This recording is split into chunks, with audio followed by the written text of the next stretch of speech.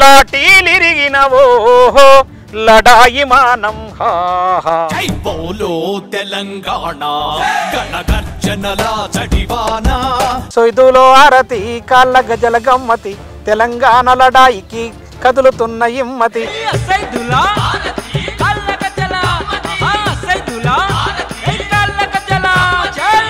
మాయమైపోతున్నడమ్మా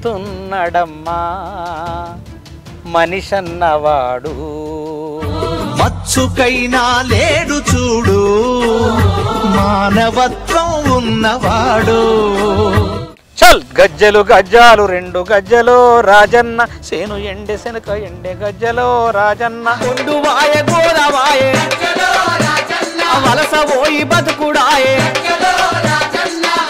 నిజంగా ప్రభుత్వం తొక్కేసిందా లేకపోతే మీకు మీరే తొక్కేసుకున్నదా?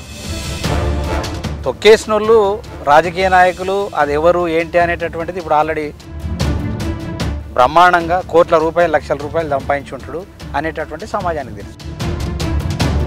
రకుల్ ప్రీతి సింగో లేకుంటే మన సమంతకు సంబంధించినటువంటి నేను అలాంటిది ఏం చేయలేదు, నేను సుత్తెపూసానని మాట్లాడుతూ ఉన్నాడు. కేసీఆర్ గారు ఇంటికి పిలిచి భోజనం పెట్టి నలవిగాని మోసం దగ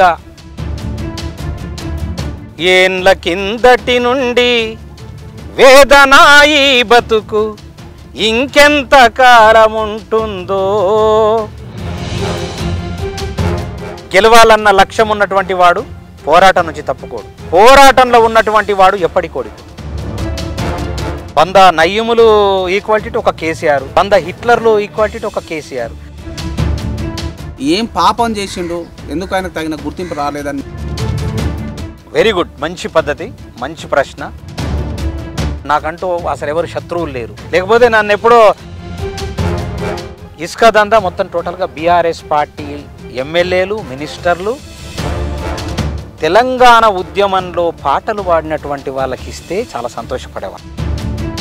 మరి ఫోన్ ట్యాపింగ్ నిజమే అయితే ఆమెను బయటకు తీసుకొచ్చేవాడు కదా? లేదు, రాంగ్ కదా, అది రాంగ్. మీడియా అంతా బోబో అంది. విష్ణుకిషోర్ గారు మా చేతిలో ఏం లేదు, ప్రభుత్వం హరీష్ రావు నుంచి ఒత్తిడి బాగా ఉన్నది, తీసుకాదంది ఎట్లా చేయాలా, ఏ స్కాములు చేయాలా, ఆ ప్రతిఫలంగానే మా ఉసురు తలిగి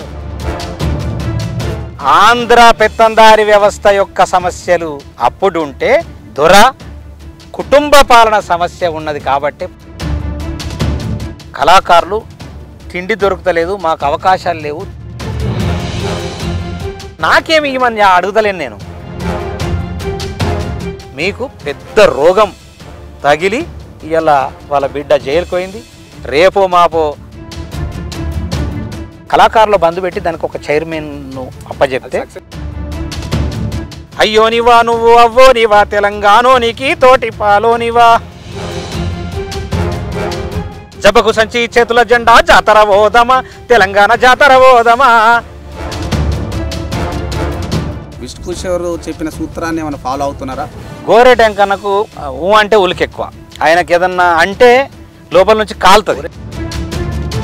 ఒక ముఖ్యమంత్రి ముడ్డెనుక ఉండి ఒక ఎమ్మెల్సీ అయినటువంటి గోరెటెంకన్న, ఒక రసమై బాలకిషన్, ఒక దేశపతి శ్రీనివాసు, ఆ 4 కళాకారులు తన స్వార్థాన్ని చూసుకున్నారు తప్ప ఏ కళాకారుడికి సహకారం లేదు. ఉద్యమం చేసినప్పుడు నన్ను పిలిచి ఖచ్చితంగా రేవంత్ అన్న నాకు అవకాశం ఇవ్వాలా, నన్ను పిలవాలా, నాతో మాట్లాడవలసినటువంటి, ఒకవేళ కలవనీయకపోతే అదే గతి పట్టకుండా మా రేవంత్ అన్న చూసుకోవాలి. ఒకవేళ మీరు చేయకపోతే దానికి ఆంధ్రోళ్ళు ఆఫీస్ బాయ్ని ఆయన టాలెంట్ ఉంటే డైరెక్టర్ని చేస్తారు, మనోళ్ళు డైరెక్టర్ని ఆఫీస్ బాయ్ చేస్తారు. తెలంగాణలో ఉన్న సంస్కృతి అదే. కేవలం విష్ణుకిషోర్ మాత్రమే ఎందుకు బీఆర్ఎస్ పైన ప్రధానంగా కేసీఆర్ పైన విమర్శ? కేసీఆర్ అనేటోడు ఎందుకు ఓడిపోయిందంటే కేవలం కళాకారులు ఉసుకుదరి. ఆయన అధికారానికి వచ్చిన తర్వాత ఏ రోజు ఒక రోజు వచ్చి తెలంగాణ క్యాంపస్లో అడుగుపెట్టినటువంటి చరిత్ర. విష్ణుకిషోర్కి ఏదైనా పదవి ఇస్తే పదవి ఇచ్చినా నేను ఖచ్చితంగా కొట్లాడతాను. పోయిన ప్రభుత్వానికి సిగ్గిపోతుంది, ఈ ప్రభుత్వానికి సిగ్గిపోతుంది. రేపు ఇచ్చినా కూడా 500 కళాకారులకు ఇస్తే వాళ్ళ ఉపాధి వాళ్ళు బతుకుతారు కదా. తిహార్ జైలు నుంచి రేపో మాపో అండమాన్ నికోబార్ జైలుకు పోతుంది. అందుకే మీది పార్టీ అనేటటువంటిది క్లోజ్ అయిపోయింది. ఒకవేళ దీన్ని మనము బయటకు చెప్పినామనుకో విష్ణు కిషోర్ గారు పని అయిపోయింది. నేను రోజు వేడుకునేది ఏంటంటే అరే భగవంతుడా నాకు గలాంటి అవకాశం ఎందుకు ఇవ్వలేవు అని నేను కోరుకుంటాను. నేను ఫస్ట్ టైం ఆర్జీవీ మీడియాకు నేను ఈ విషయాలు చెప్పిన. చూడు చూడు నల్లాగొండ గుండె నిండా ఫ్లోరైడ్ బండ బొక్కలు కరవోయిన బతుకులు నా నల్లాగొండ. 100% సినిమా చేస్తా, హిట్ కొడతా, కాన్ఫిడెన్స్ నాకుంది. Hi hello welcome to RG media. నేను మీ రాఘవేంద్ర. ఆర్జీ మీడియా ద్వారా ప్రముఖుల ఇంటర్వ్యూలు ఇవ్వాలని నిశ్చయించుకున్నాను. ఇక్కడ అందరికి వచ్చే సాధారణ క్వశ్చన్, ప్రముఖులు అంటే ఎవరు? నా దృష్టిలో ప్రముఖులు అంటే ఎమ్మెల్యేలు మంత్రులే కాదు, తెలంగాణ ఉద్యమంలో పోరాడిన యోధులంతా ప్రముఖులే. పోరాడడం అంటే చాలామంది అనేక రకాలుగా పోరాడినారు.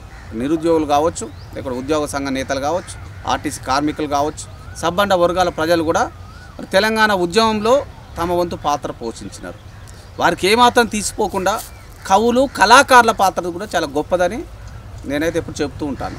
మరి కవులు కళాకారులు గజ్జ కట్టి ఆట ఆడడం వెనుక మ్యూజిక్ అనేది చాలా ఇంపార్టెంట్. అంటే మనం ఏ సాంగ్స్ తెలంగాణ ఉద్యమంలో ఏ పాటలను తీసుకున్నా దానికి తెర వెనుక ఒక నీడలాగా ఉన్నారు కవులు కళాకారులకు. వాళ్ళే మ్యూజిక్ డైరెక్టర్లు. వాళ్ళు అందించిన అమోఘమైన మ్యూజిక్ ద్వారానే మరి కవులు కళాకారులతో పాటు మనంతా కూడా రంకలేసి సంకలు గుద్దుకుంటూ తెలంగాణ ఉద్యమంలో పాల్గొన్న సందర్భం చూసినాం. మరి ఎక్కడ పోయినారు? తెర వెనుక ఒక నీడలాగా అని చెప్పిన వాళ్ళు నీడలాగానే మిగిలిపోయినారు. ఇప్పటి వరకు వాళ్ళని గుర్తించిన నాదు లేడు. తెలంగాణ సాధించుకొని 10 సంవత్సరాలు గడిచినా కనీసం వాళ్ళ బాగోగులు పట్టించుకున్న ఏ వ్యక్తి కూడా లేడని వాళ్ళు వాపోవడమే కాదు, నాకు కూడా బాధ అనిపిస్తూ ఉంటుంది. తెలంగాణ సమాజం కూడా బాధపడుతూ ఉంటుంది. మరి అట్లాంటి వాళ్ళనే ఆర్జీవీ మీడియా తమ తెర మీదకి తీసుకురావాలని నిశ్చయించుకున్నది. దాంట్లో భాగంగానే తెలంగాణ ఉద్యమంలో 6,000 పాటలు, అంటే 6,000 పైచిలకు పాటలకు మ్యూజిక్ అందించిన మరి ఒక ప్రముఖ వ్యక్తి మన దగ్గర ఉన్నాడు. ఆయనే విష్ణు కిషోర్ గారు. ఇప్పుడు తనతో మాట్లాడదాం. తెలంగాణ ఉద్యమానికి సంబంధించి మరి ఆ గుర్తులు ఒకసారి నెమరు వేసుకునే ప్రయత్నం చేద్దాం. తెలంగాణ రాకముందు ఎట్లా ఉండే, ఎందుకు ఆయన తెలంగాణ ఉద్యమంలోకి రావాల్సి వచ్చింది, తెలంగాణ వచ్చిన తర్వాత ఏ విధంగా గుర్తింపు వచ్చిందని తను భావిస్తున్నాడో మనం తెలుసుకునే ప్రయత్నం చేద్దాం. నమస్కారం విష్ణు కిషోర్ గారు. నమస్తే. బాగున్నారా? బాగున్నాను. బాగా అంటే ఎప్పుడు కూడా ప్రతి మనిషి బాగున్నావంటే బాగున్నాను అంటారు జనరల్గా. అది అంటే లోపల ఎంత బాధ ఉన్నా బాగున్నా అంటే బయట ప్రపంచానికి ఒక పేరు వచ్చిన తర్వాత బాగున్నానాలే తప్ప బాగలేనంటే ఈ సమాజం అనేటటువంటిది తొక్కేస్తుంది. 100 అడుగులు కాదు 1000 అడుగుల లోపల తొక్కేస్తుంది, మళ్ళీ అంటే పైకి రాకుండా. అలాంటి పరిస్థితి ఈ సమాజంలో దాపురించి ఉన్నది. కాబట్టి బాగున్నా అని చెప్పేసి అనేది ఒకటి మాత్రం డెఫినెట్గా. తెలంగాణ ఉద్యమంలో పనిచేసిన మీకు గత ప్రభుత్వం అంటే మీలాంటి మ్యూజిక్ డైరెక్టర్లు కావచ్చు, కవులు కావచ్చు, కళాకారులు కావచ్చు తగిన గుర్తింపు ఇచ్చిరని భావించారు. ఒక రకంగా చెప్పాలంటే కళాకారులు తెలంగాణ ఉద్యమకారులను మీలాంటి మ్యూజిక్ డైరెక్టర్ని తొక్కేసిర్రు అనే ఒక అంశం కూడా తెరపైకి వచ్చింది కదా. నిజంగా ప్రభుత్వం తొక్కేసిందా, లేకపోతే మీకు మీరే తొక్కేసుకున్నారా కవులు కళాకారులు, లేకపోతే సమాజం తొక్కేసిందని మీరు భావిస్తూ ఉన్నారు? సమాజం కాదు, సమాజం అనుకుంటుంది సమాజం అనుకుంటుంది. కాబట్టి తొక్కేసిన వాళ్ళు రాజకీయ నాయకులు, అది ఎవరు ఏంటి అనేటటువంటిది ఇప్పుడు ఆల్రెడీ ప్రతి విషయం మనం చర్చించుకుంటాం. కానీ సమాజం ఏంటంటే అనుకుంటుంది, అరే ఏంటి వీడు ఒక సినిమా అనేటటువంటి పిచ్చితో హైదరాబాదు మద్రాసు పోయి వాడేంటి ఇప్పుడు బాధల్లో ఉన్నాను, కష్టాల్లో ఉన్నాను, డబ్బులు లేవు, ఆర్థికమైన ఇబ్బందులు ఉన్నాయని చెప్పుకుంటున్నాడు. ఏంది ఇన్ని పాటలు చేసిండు, 6,000 పాటలు పైచిలకు చేసిండు, ఆ పైసలన్నీ ఏం చేసిండు అనేది ఒక కాన్సెప్ట్ వస్తుంది. అది మనం ఏం సేవ చేసినాం అనేటటువంటిది మన అంతరాత్మకు తెలుసు, చేయించుకున్న వాళ్ళకి తెలుసు. మనం ఎంత చేసినాం అంటే వాళ్ళు ఎన్ని పైసలు ఇచ్చిండ్రు, ఎన్ని పైసలు ఎగ్గొట్టిండ్రు, ఎన్ని పైసలకు నేను పనిచేసిన అనేటటువంటిది నా అంతరాత్మకు తెలుసు, చేయించుకున్న వాళ్ళకి తెలుసు. కానీ సమాజానికి తెలియదు. సమాజానికి ఏం తెలుసు? విష్ణు కిషోర్ అనేటోడు ఒక మంచి మ్యూజిక్ డైరెక్టర్గా ఒక 6,000 పాటలు చేసిండు, బ్రహ్మాండంగా కోట్ల రూపాయలు, లక్షల రూపాయలు సంపాదించుంటాడు అనేటటువంటి సమాజానికి తెలుసు. అదే రూపంలో మనం అనుకుంటాం తప్ప అదే రూపంలో వాళ్ళకు ఏది మనం యాక్షన్ చేస్తాం తప్ప వేరే రియాలిటీ వేరు ఉంటాయి. ఇప్పుడు మీ దగ్గరికి వచ్చేసరికి 6,000 పాటలకు మ్యూజిక్ అందించినారు. నేను నిజంగా గర్వంగా చెప్పగలుగుతాం, నేనే కాదు తెలంగాణ సమాజం కూడా. ఒక మాట చేయలేని పని పాట చేస్తుంది అంటారు. అలాంటి వేలాది పాటలకు మ్యూజిక్ డైరెక్టర్ అందించిన మీరు మనకున్న సమాచారం మేరకు ఇప్పటికి కూడా ఆర్థిక ఇబ్బందులతో కానీ అనేక ఇబ్బందులు పడుతున్నారని తెలుస్తూ ఉంది. ఎందుకు ఈ దుస్థితిలో ఉండాల్సి వచ్చింది మీరు? అంటే పొరపాటు నాదే కావచ్చు, లేదా నాలో అంతరాత్మ తెలంగాణకు రావాలి, తెలంగాణ వస్తే అటు సినిమా ఇండస్ట్రీ, సినిమా పరిశ్రమ అనేటటువంటిది అద్భుతంగా అభివృద్ధి చెందుతుంది, నాలాంటోళ్ళు అద్భుతమైన సంగీత దర్శకులు అవుతారు, నాలాంటి వాళ్ళు అద్భుతమైనటువంటి గాయకులు అవుతారు, నాలాంటోళ్ళు అద్భుతమైనటువంటి హీరోలు అవుతారు, నాలాంటోళ్ళు అద్భుతమైనటువంటి డైరెక్టర్లు అవుతారు, ఎంతోమంది అద్భుతంగా సినిమాలు తీస్తారు అనేటటువంటి ఒకే ఒక ఆలోచనతో నేను తెలంగాణ ఉద్యమంకు కనెక్ట్ కావడం జరిగింది.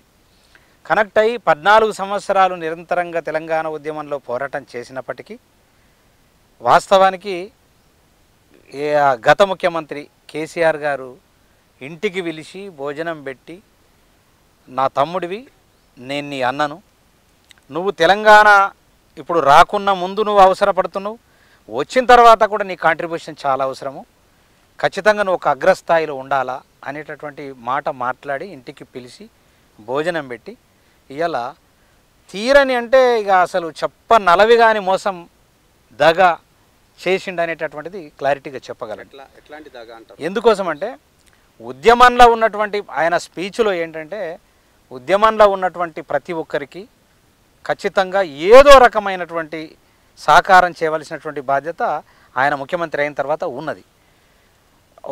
ఉద్యమంలో, తెలంగాణ ఉద్యమంలో లేనటువంటి వాళ్లకు, తెలంగాణ ఉద్యమాన్ని వ్యతిరేకించినటువంటి వాళ్లకు వాళ్ళందరికీ పదవులు ఇచ్చి వాళ్ళని అన్ని రకాలుగా ఒక అగ్రస్థాయిలో నిలబెట్టి నిజమైనటువంటి కళాకారులకు, నిజమైనటువంటి ఉద్యమకారులకు దూరం పెట్టినటువంటి సందర్భంలో నాకు తీరని అన్యాయం జరిగింది. ఎందుకంటే 14 సంవత్సరాలు నా జీవితాన్ని తెలంగాణ ఉద్యమానికి త్యాగం చేసినట్లే లెక్క.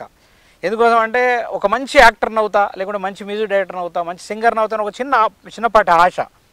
తెలంగాణ వచ్చిన తర్వాత ఇవన్నీ మనకు గవర్నమెంట్ ఫామ్ అయిన తర్వాత మనం ప్రొవైడ్ చేసుకుంటాము కాబట్టి మనము తొందరగా ఎదగటానికి ఆస్కారం ఉంటుంది. అంటే 14 సంవత్సరాలు శ్రమ అనేటటువంటిది పక్కకు పెడితే ఆ 14 సంవత్సరాలు కూడా మనకు ఫిలప్ అవుతుంది. ఈ తెలంగాణ వచ్చిన తర్వాత మనం హ్యాపీగా ఉంటామనేటటువంటి ఆలోచనతో నేను దానికి కనెక్ట్ కావడం. తెలంగాణ ఉద్యమ సమయంలో చాలా సందర్భాలు చెప్పారు, కేసీఆర్ నన్ను తమ్ముడు అని పిలిచేవారని. మీరు కూడా ఆయన మాటలకు ప్రభావితమయ్యే తెలంగాణ ఉద్యమంలోకి వచ్చారు కదా. మరి మీలాంటి నికార్స్ అయిన తెలంగాణ ఉద్యమకారులను పక్కన పెట్టినారు, సాకుగా మాత్రం రసమే వాళ్ళకు మేము తగిన గుర్తింపు ఇచ్చినాం, మిగతా కళాకారులకు ఇచ్చినాం అంటున్నారు కదా. మరి విష్ణు కిషోర్ ఏం పాపం చేసిండు, ఎందుకు ఆయనకు తగిన గుర్తింపు రాలేదని మీరు భావిస్తూ ఉన్నారు? వాళ్ళకు ఎస్. అయితే ఇప్పుడు కేసీఆర్ అనేటటువంటి వ్యక్తికి ఒక అహంకారం అనేటటువంటిది బలిష్టంగా ఉన్నది. అంటే నేను చెప్పినట్లే నడవాలి. ఆ అహంకారంతో పాటు ఆలోచన అనేటటువంటిది సన్నగిల్లింది. అంటే చుట్టూ ఉన్నటువంటి వాళ్ళు చేయడం పట్ల, చుట్టూ ఆయనకు చెప్పినటువంటి మాటలు కావచ్చు, సరే ఒకవేళ చెప్పినా ఆయన వినలేడా అనేటటువంటిది పక్కకు పెడితే, సొంత కొడుకు కేటీఆర్ది కూడా వాయిస్ ట్యాపింగ్ చేసినటువంటి సందర్భాలని ఆల్రెడీ మనకు వార్తలు వస్తూ ఉన్నాయి. వాయిస్ ట్యాపింగ్ చేసినటువంటి సందర్భం. ఎందుకంటే వాడు ఏం చేస్తున్నాడు, కొడుకు ఏం చేస్తున్నాడు, బిడ్డ ఏం చేస్తున్నది అనేటటువంటిది. మరి వాయిస్ ట్యాపింగ్ చేసినటువంటి వ్యక్తి, ఆమె ఎవరైతే బిడ్డ కవిత ఉందో ఆమె ఆల్రెడీ లిక్కర్ స్కామ్ మాట్లాడినవి ఉన్నాయి కదా, ఈయనకు తెలుసు కదా. తెలిసినప్పుడు వాయిస్ ట్యాపింగ్ చేసినప్పుడు ఇప్పుడు చాలామంది ఆఫీసర్లు ఏం చెప్తున్నారంటే, ఆ పెద్ద మనిషి చేయబట్టే మేము ట్యాపింగ్ చేసినామని చెప్తా ఉన్నారు. వార్తలు కూడా వస్తూ ఉన్నాయి. మరి ఆయనకు తెలుస్తుంది కదా ఆ ట్యాపింగ్ వల్ల. తెలిసినప్పుడు మరి ఎందుకు లిక్కర్ స్కామ్ను ఆపలేకపోయాడు? లిక్కర్ స్కామ్ ఎందుకు చేస్తున్నామని ఆపలేకపోయాడు? మరి రకుల్ ప్రీతి సింగో లేకుంటే మన సమంతకు సంబంధించినటువంటి అది కూడా వినబడుతుంది. ఈ మధ్యలో ఆయన నేను అలాంటిది ఏం చేయలేదు, నేను సుత్తెపూసానని మాట్లాడుతూ ఉన్నాడు. ఇప్పుడు పొగలేంది అగ్గిలేంది పొగరాదు, పొగలేంది అగ్గిరాదు. అది అందరికీ తెలిసిన ముచ్చట్నే, వాళ్ళకు కూడా తెలిసిన ముచ్చట్నే. అవన్నీ వచ్చినాయి అంటే ఖచ్చితంగా అది జరిగి ఉన్నది అన్నట్టు. ఇప్పుడు మీరు చెప్తా ఉన్నారు ఫోన్ ట్యాపింగ్ కూడా మరి బీఆర్ఎస్ అధినేత కేసీఆర్ అంటా ఉన్నారు, వాళ్ళ బిడ్డ ఫోన్ ట్యాపింగ్ చేసినారు, కొడుకుల ట్యాపింగ్ చేసినారు అంటున్నారు కదా. సరే మీరు అనుకున్నదే నిజమే అనుకుందాం. ఒకవేళ కేసీఆర్ నిజంగా ఫోన్ ట్యాపింగ్ చేసి ఉంటే వాళ్ళ బిడ్డ ఫోన్ కూడా ట్యాపింగ్ చేసింది అనుకుందాం. ఢిల్లీ లిక్కర్ స్కామ్కి సంబంధించి ఆమె మాట్లాడేటప్పుడు లేకపోతే ఆ కేసులో ఇరికేటప్పుడు ఆయన బయటికి తీసుకురావడానికి ప్రయత్నం చేయలేదా? మరి ఫోన్ ట్యాపింగ్ నిజమే అయితే ఆమెను బయటికి తీసుకొచ్చేవాడు కదా. అయితే నేనేమంటానంటే ఒకవేళ ఈయనకు తెలియదు అనుకుందాం, కేసీఆర్కు తెలియదు అనుకుందాం, ఆయనకు తెలియదు అనుకుంటున్నాం. మరి తెలియదు అన్నప్పుడు ఈ ఆఫీసర్లంతా ఎట్లా చెప్తా ఉన్నారు నిజమే ఫోన్ ట్యాపింగ్ చేసినటువంటి మాట? లేదు వాళ్ళు ఆల్రెడీ ఒప్పుకున్నారు, ఆఫీసర్లు అంతా ఒప్పుకున్నారు ఆల్రెడీ 100% అది జరిగి తీరింది. ఇలా వాళ్ళ సొంత కన్నారావు అన్న కొడుకే ఇలా జైల్లో ఉన్నాడు. ఉట్టిగా నిన్ను నన్ను పెట్టచ్చు కదా జైల్లో. ఇప్పుడు ఏదైనా ఒక ఇష్యూ లేకపోతే, ఒక సమస్య లేకపోతే, అది బయటికి రాకపోతే, అది ఎంక్వైరీలో తేలకపోతే ఎవరైనా సరే పెట్టడానికి ఆస్కారం లేదు. రేపు కోర్టులైనా సరే మొటికాయలు పెడుతుంది కదా 100%. అయితే మేము గతంలోనే కేసీఆర్ ఒకవేళ ముఖ్యమంత్రి అయిన తర్వాత ఇది జరుగుతుందేమో అనే ఉద్దేశంతో నేను ఒక పాట రాపించిన. అది జరుగుతుందా అసలు చాలా వేదికల మీద కూడా పాడిన, కానీ జరుగుతుందేమో అని చెప్పేసి అనుకున్నాము, అది జరిగింది. అది అద్భుతమైనటువంటి పాట ఏంటంటే, ఏండ్ల కిందటి నుండి వేదనాయి బతుకు ఇంకెంత కాలం ఉంటుందో, తెలంగాణ బతుకెంత భారమయ్యిందో. ఏండ్ల కిందటి నుండి వేదనాయి బతుకు ఇంకెంత కాలం ఉంటుందో, తెలంగాణ బతుకెంత భారమయ్యిందో. రాజుల కాలాన నైజాము పాలన బతుకంత రంపపు కోత, అయ్యో రజకారు గుండాల చేత. పటేన్లు పటువార్లు పల్లెగు పెట్టబట్టి ఎట్టి మనుషుల చేసినారో, మమ్ములను బానిసలుగా చూసినారో. ఏండ్ల కిందటి నుండి వేదనాయి బతుకు ఇంకెంత కాలం ఉంటుందో, తెలంగాణ బతుకెంత భారమయ్యిందో. చదువు పక్కన పెట్టి సత్తువడ్డా బతుకు ఎల్లలోకము చాటిన్రో, విద్యార్థి వీరులై ఎగిసిన్రో. ఉద్యమా పురిటిల్లు చరితల్లో కీర్తిల్లు సాహసాల దారులేగా, తెలంగాణ పొడుగుత పోరుదారేగా, పొడుగుత పోరుదారేగా, పొడుగుత పోరుదారేగా. అంటే ఇది ఉద్యమంలో, తెలంగాణ ఉద్యమంలో 2010-9 ప్రాంతంలో ఈ పాట రిలీజ్ అయింది వాస్తవానికి. అప్పుడే మేమేమనుకున్నామంటే ఈ తెలంగాణ ఉద్యమంతోనే పోరాటం అనేటటువంటిది క్లోజ్ అవుద్ది, అయిపోయింది. మనకు తెలంగాణ వస్తే ఇక పోరాటాలు ఉద్యమాలు అవన్నీ ఏముండవు, చిన్న చిన్న సమస్యలు ఉంటాయి. ఆ సమస్యల కోసము ఆయా కుల సంఘాలు కావచ్చు, పార్టీలు కావచ్చు, ఏదైనా ఒక చిన్న ఉద్యమం చేస్తుంది, అది సాల్వ్ చేసుకుంటుంది అనేటటువంటిది అనుకున్నాం. నిజంగా మనం పుట్టకన్నప్పటి నుండి ఈ ఎర్రజెండాలు, ఈ పీపుల్స్ వార్ పార్టీలు, ఈ జనశక్తిలు, ఇవన్నీ కూడా ఈ ఎర్రజెండా పార్టీలు ఎందుకు వచ్చినాయి? కేవలము సమస్య భారీ ఎత్తున ఉన్నది కాబట్టి, ఘోరమైనటువంటి వివక్ష ఉన్నది కాబట్టి పోరాటం చేయవలసినటువంటి పరిస్థితి ఇలా తెలంగాణలో వచ్చింది. ఇలా భారతదేశంలో తెలంగాణలో ఉన్నటువంటి ఇంటింటికొక్క ఉద్యమకారుడు ఏ స్టేట్లో లేదు. మనం గమనిస్తే అసలు వేరే కంట్రీలు అయితే అసలు ఉద్యమాలు అనేటువంటి ఎవరు ఏ కంట్రీలు చూడాయి. కానీ భారతదేశంలో ఉద్యమం అనేటటువంటి నేపథ్యం కేవలం తెలంగాణలో మాత్రమే ఉన్నది, తెలంగాణ బ్లడ్లో ఉన్నది. ఎందుకు? పేదరికం, కటిక పేదరికం, కటిక దరిద్రమైనటువంటి పరిస్థితి. కానీ సమశీతలమైనటువంటి ప్రదేశం, అన్ని కాలాలు సమానంగా ఉంటాయి, అద్భుతమైనటువంటి పంటలు పండే శక్తి. కానీ ఆ పంటలు అనేటటువంటి పండియాలంటే ఆర్థికమైనటువంటి వెసులుబాటు కంపల్సరీ ఉండాలి. ఇలా ఆర్థికమైనటువంటి వెసులుబాటు లేకపోవడం పట్ల ఇలా ఉద్యమాలు పుట్టినాయి.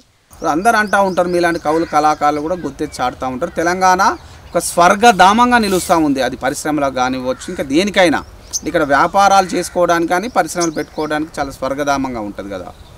మరి ఇంత రిసోర్సెస్ ఉన్న హైదరాబాద్ లాంటి తెలంగాణ అంతర్భాగంలో అయినప్పటికీ ఇప్పుడు నిరుద్యోగ సమస్యతో పాటు ఇంకా అనేక మంది 99% ప్రజలు ఇంకా సమస్యల వలయంలో కొట్టుమిట్టాడడానికి కారణం ఏంటని మీరు అనుకుంటున్నారు?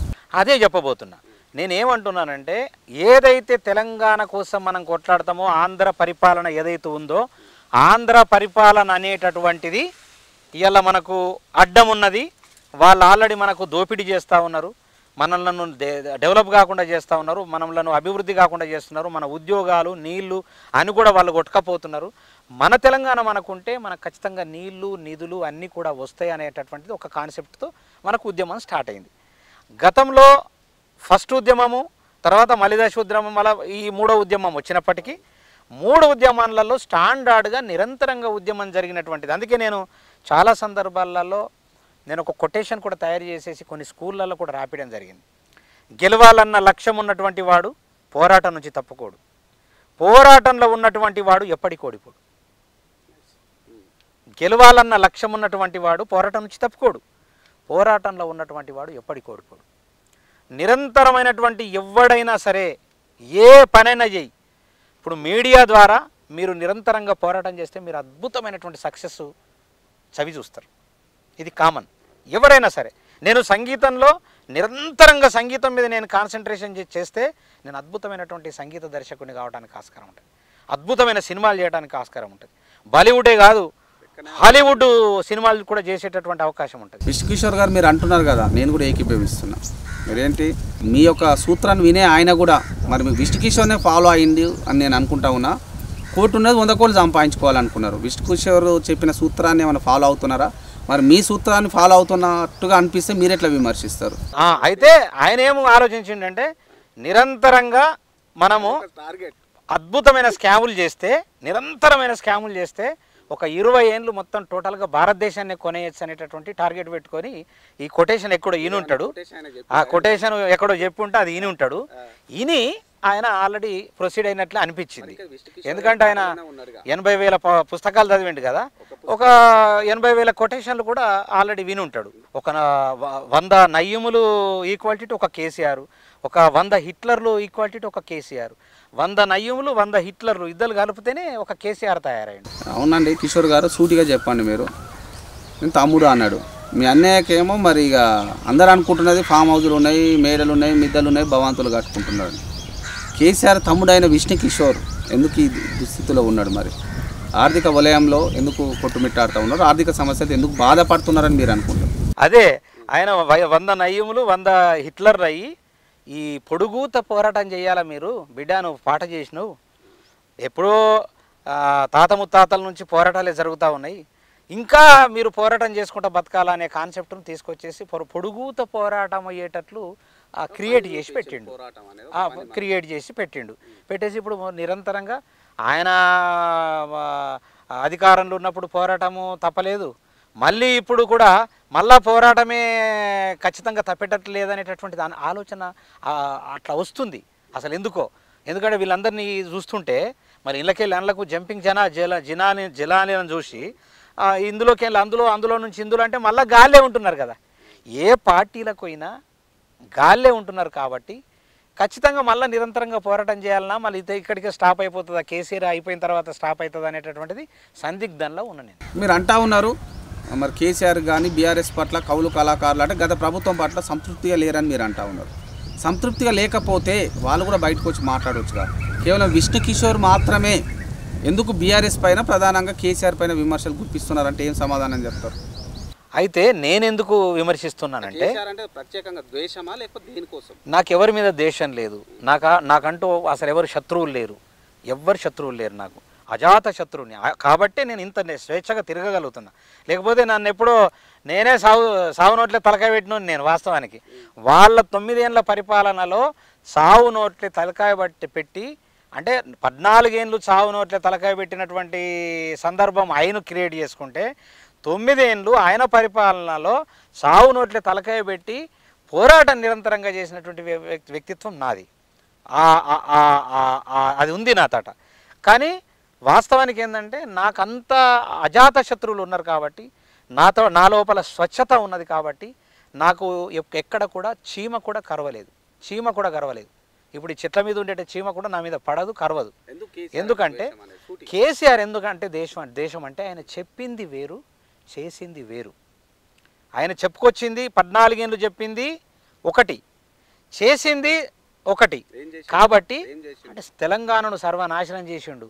ఉద్యమంలో కీలకంగా ఉన్నటువంటి వాళ్ళను, ఉద్యమ నేపథ్యం ఉన్నటువంటి వాళ్ళందరినీ పక్కకు పెట్టి ఉద్యమంలో ఏమీ మమేకం లేనటువంటి, ఉద్యమానికి వ్యతిరేకంగా రాళ్లతో కొట్టినటువంటి వాళ్ళను ఉసగొలిపి బుల్లెట్లను దింపించినటువంటి వాళ్ళను ఇలా ప్రభుత్వంలో వాళ్ళకు స్థానం కల్పించేసి, వాళ్ళకు అధికారం ఇచ్చి, వాళ్ళను ఇసుక దందాలు చేపించి, వాళ్ళకు భూదందాలు చేపించి, ఇలా తెలంగాణ భూదందాలైనా ఇసుక దందాలైనా మనకు చాలా సమస్యనే కదా. తెలంగాణకు ఇసుక పోతే, నేను ఒక పాట వాగు ఎండిపాయారో ఆ పాటలో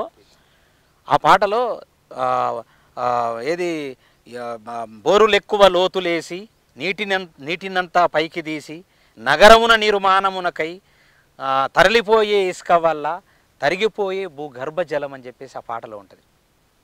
అద్భుతంగా అసలు అంటే ఇసుక తరలిపోతే భూగర్భ జలాలు తగ్గిపోతాయి కదా. ఇసుక దందా మొత్తం టోటల్గా బీఆర్ఎస్ పార్టీ ఎమ్మెల్యేలు, మినిస్టర్లు, వాళ్ళ కుటుంబం టోటల్గా ఇసుక దందాలు చేసి మొత్తం భూగర్భ జలాలు ఇలా ఇంత వేడి ఉన్నదంటే కారణం కేవలం కేసీఆర్. మీరు అంటా ఉన్నారు కేసీఆర్ ఏం చేయలేదు అని, మరి వాళ్ళు కూడా అంటా ఉన్నారు కదా. కవులు కళాకారులను ఆదుకున్న ఏకైక ప్రభుత్వం బీఆర్ఎస్ ప్రభుత్వమే. గత ఆంధ్రప్రదేశ్లో ఉన్నప్పుడు ఉద్యమంలో చాలా చురుకుగా పాత్ర పోషించినారు వాళ్ళు. ఎందుకంటే అప్పుడు నిజంగా బాధలు ఉన్నాయి, వాళ్ళని ఆదుకున్న నాదులు లేదని బీఆర్ఎస్ అధినేత కేసీఆర్ చెప్తున్నమాట, గత ప్రభుత్వంలోని పెద్దలు చెప్తున్నమాట. అదేవిధంగా వాళ్ళు ఏమంటారు, తెలంగాణ వచ్చిన తర్వాత అన్ని రకాలుగా మేము చూసుకున్నాం, ఆదుకున్నాం, వాళ్ళకి తగిన గౌరవం ఇచ్చినాం, సంస్కృతి సారథి లాంటి మరి సంస్థలు పెట్టి వాళ్ళని ఆదుకున్నామని చెప్తా ఉన్నారు కదా. అందుకే ఇప్పుడు కళాకారులు సంతృప్తిగా ఉన్నారు, ఉద్యమంలోకి రావట్లేదు అంటా ఉన్నారు. దీనిపైన ఏం స్పందిస్తారు? అదే చెప్తా నేను. వెరీ గుడ్, మంచి పద్ధతి, మంచి ప్రశ్న. 500 మంది కళాకారులకు మీరు ఉద్యోగాలు ఇచ్చిండ్రు, చాలా సంతోషం. కళాకారులకు ఉద్యోగాలు ఇవ్వడం అనేటువంటి చాలా సంతోషం. కానీ తెలంగాణ ఉద్యమంలో పాటలు పాడినటువంటి వాళ్ళకి ఇస్తే చాలా సంతోషపడేవాళ్ళం. తెలంగాణ ఉద్యమం అప్పుడు పుట్టినప్పుడు, అంటే తెలంగాణ ఉద్యమం పుట్టినటువంటి వాళ్ళకు ఉద్యోగం ఇచ్చారు. దాన్ని నేను ప్రశ్నించిన. ఉద్యోగాలు ఇవ్వద్దు అని చెప్పేసి నేను అనలే, అడ్డుపల్లే. కానీ ఉద్యమంలో లేనటువంటి వాళ్ళకు, అప్పుడే పుట్టినటువంటి వాళ్ళకు, కొంతమందికి 250 మంది కళాకారులకు తెలంగాణ ఉద్యమంలో ఇచ్చిండ్రు. మిగతా 400 మంది కళాకారులకు, 350 మంది కళాకారులకు తెలంగాణ ఉద్యమం అప్పుడు పుట్టినటువంటి వాళ్ళ కళాకారులే గారు, వాళ్ళకి ఎట్లా ఇస్తారు? అదొక మాట. కానీ ఇప్పుడు కళాకారులకు ఇస్తే తప్పేం కాదు అంటున్నాను, ఎందుకంటే రాంగ్ పోవద్దని అడుగుతున్నాను. లేదు, రాంగ్ కదా, అది రాంగ్. కళలకు సంబంధించిన వారికి లేని వారికి ఇచ్చారు. అంటే ఉద్యమంలో కళాకారులుగా పనిచేసినటువంటి వాళ్ళకి ఇచ్చిన తర్వాత ఏమన్నా మిగిలితే కళాకారులకు ఇయ్యు, నేను కాదన. కానీ ఆయన ఆల్రెడీ కొత్తోళ్ళకి ఇచ్చి దాంట్లోకి వచ్చిన తర్వాత పాట రాయడం నేర్చుకున్నారు, దాంట్లోకి వచ్చిన తర్వాత పాట పాడు నేర్చుకున్నారు. తెలంగాణకు సంబంధము లేదు, వాళ్ళకు పాట పాడు రాదు, పాట రాయరాదు. అందులోకి వచ్చిన తర్వాత నేర్చుకొని రాయడం అనేటువంటి ఎంత దుర్మార్గమైనటువంటి పని అది. మీరు ఒక బలమైన గొంతుగా ఇప్పుడు మారినారు. ఒకసారి బీఆర్ఎస్ అధికారం కోల్పోయిన తర్వాత మీరు పదే విమర్శిస్తూ ఉన్నారు, వీకేఆర్ వాయిస్తో కూడా విమర్శిస్తూ ఉన్నారు కదా. మరి వాళ్ళు పదవి కాలంలో ఉన్నప్పుడు విష్ణు కిషోర్కి ఇవన్నీ కనిపించలేదా? ఎందుకు విమర్శించలేదంటే ఏం చెప్తారు మీరు? 100% ప్రశ్నించిన. 4500 కిలోమీటర్లు నేను భిక్షాటన చేసిన. అనురాగ్ శర్మతో డీజీపీ అనురాగ్ శర్మతో పెట్టుకున్నా నేను. అదే వీళ్ళ పరిపాలనలో ఉన్నప్పుడు ఆయన ఉన్నాడు. దేనికోసం చేశారు అప్పుడు? కళాకారుల కోసం. ఉద్యమ కళాకారులు, నిజమైనటువంటి ఉద్యమకారులు బయట చాలామంది ఉన్నారు. వాళ్ళందరినీ పక్కకు పెట్టి కొత్త వాళ్ళకి ఎందుకు ఇచ్చిండ్రు? పోనీ కొత్త వాళ్ళకి ఇచ్చిండ్రు, అయిపోయింది. మీరు దయచేసి ఇంకొక 500 మంది కళాకారులకు అవకాశం ఇవ్వండి. ఒక 500 ఇస్తే, ఒక 1000 మందికి ఇస్తే టోటల్గా బ్రహ్మాండంగా ఉంటుంది. ఆ తర్వాత ఎవరన్నా ఉంటే వాళ్ళకు జిల్లాలలో ఒక మన బెడ్రూమ్లో, ఏదైనా డబల్ బెడ్రూమ్లో వాళ్ళకి సంబంధించి ఏదో ఒక చిన్న సహకారం చేస్తే కళాకారుడు హ్యాపీ. ఎందుకంటే కళాకారుడు అంటోడికి నిరంతరంగా పని ఉండదు. ఒక నిత్య కూలీకి, రోజువారి కూలీకి, అంటే పని చేసుకునేటటువంటి వాళ్ళు, వ్యవసాయ కూలీలకు లేదా బిల్డింగ్ కాంట్రాక్టు చేసుకునేటటువంటి కూలీలకు, అంటే తాపే మేస్త్రి అలాంటి పనులు చేసేటటువంటి వాళ్ళకు నిరంతరంగా ఉంటుంది. కనీసం నెలలో 25 రోజులన్న పనులు ఉంటాయి. కానీ కళాకారుడికి నెలకొకటి పాట వస్తుందో, రాయడానికి వస్తుందో, పాడటానికి వస్తుందో, సంగీతం చేయడానికి వస్తుందో తెలియదు. 2 నెలలకోసారి రావచ్చు, 3 నెలలకోసారి రావచ్చు, రాకనే పోవచ్చు. అలాంటి పరిస్థితుల్లో వీడి కళాకారుడికి ఎట్లుంటుందంటే, నేను కళాకారుడిని అని ఒక రకమైనటువంటి ఫీలింగ్ ఉంటుంది. ఏ పని చేయలేడు, ఏ ఉద్యోగం చేయలేడు. నాకు ఎవరైనా వేరే కంట్రీలో ఒక 2 లక్షల రూపాయలు, నాకు 3 లక్షల రూపాయలు సాలరీ ఇస్తానని నాకు మనసు ఒప్పదు. అయ్యో నేను ఒక మంచి కళాకారుని, మంచి సంగీత దర్శకుని, ఇన్ని వేల పాటలు చేసిన, ఎందుకు ఆ 3 లక్షలు ఇస్తారు కానీ నా కెరీర్ అంతా పోతుంది కానీ నేను ఒక ఫీలింగ్తోని రేపో మాపో ఖచ్చితంగా వస్తుంది, అవకాశం వస్తుంది, నేను ఒక పెద్ద స్టార్ మ్యూజిక్ డైరెక్టర్ని అవుతా, లేకుంటే స్టార్ హీరోని అవుతా అనే ఒక చిన్న ఆశ అనేది జీవితకాలం అంతా ఒక 60 ఏళ్ళు తీసుకెళ్ళిపోతుంది. ఆ చిన్న ఆశ అది సక్సెస్ కావచ్చు, ఫెయిల్ కావచ్చు, జీవితంలో మొత్తం కోల్పోయి ఎటుగా అనేటువంటి పరిస్థితి ఉండొచ్చు. ముఖ్యంగా కళాకారుడికి అది, వేరే ఎవరైనా సరే. నేను ఉద్యోగం చేస్తే నేను ఎందుకు నీతో కొట్లాడతా, నీతోని ఎందుకు చేస్తా, నేను ఒక 80% ఉన్నటువంటి ప్రజలల్లో నేను ఒక్కొని ఉంటే నేనెందుకు కొట్లాడుకుంటుంటా, మీరు ఇస్తే ఒక 2000 రూపాయలు తీసుకొని ఇంత ఓటేస్తా, లేదా నాకు ఆ 2000 రూపాయలు వద్దు అని చెప్పేసి అహము లోపల ఉంటే నేను అసలు అమ్ముడు పోవని అని చెప్పేసి అనుకుంటే ఆ 2000 కూడా తీసుకొని నీకు ఓటేసేస్తా, నా పని నేను కూలీ చేసుకుంటా బతా. మీరే అంటున్నారు తెలంగాణలోని కవులు, కళాకారులు కానీ ఉద్యమకారులు ఎవరైనా కావచ్చు, అంటే మొత్తం మీద ఏంది మీ కవులు కళాకారులకు సంబంధించి మీరు ఒక పెద్ద పోరాటమే చేసిరని చెప్పవచ్చు. తెలంగాణ వచ్చిన తర్వాత కూడా మీ బతుకులు బాగుపడలేదు, కవులు కళాకారుల బతుకులు బాగుపడలేదు. అది నిజమే అనుకున్నప్పుడు విష్ణు కిషోర్ పాదయాత్ర ఒక్కటే ఎందుకు చేయాలి? మూకుమ్మడికి అందరు కూడా మీ వెంట రావచ్చు కదా. అందరు చేశారు కానీ భయపడ్డారు. జనరల్గా మనిషికి స్వార్థం అనేటటువంటిది ఉంది. అది ఆల్రెడీ అందశ్రీ గారు రాసినటువంటి పాట అది ఉంది, అది కూడా గుర్తు చేస్తా, ఎందుకంటే మీరు ఆల్రెడీ అన్నారు కాబట్టి. ప్రతి ఒక్కడికి విపరీతమైనటువంటి స్వార్థం ఎందుకు వస్తే తెలంగాణలో విపరీతమైనటువంటి స్వార్థం ఉంది. అంటే భారతదేశం కాదు, ప్రపంచవ్యాప్తంగా ఉండొచ్చు, కాదనను. కానీ తెలంగాణలో తెలంగాణ ఉద్యమం అనేటటువంటిది విపరీతమైనటువంటి స్వార్థాన్ని నేర్పింది, అడుక్కునే తత్వాన్ని కూడా నేర్పింది, బిచ్చగాడి తత్వాన్ని నేర్పింది. బిచ్చగాడిలాగా ప్రవర్తిస్తూ ఉన్నాడు, అడుక్కునే తత్వం వచ్చేసింది. ఏం చేస్తున్నారంటే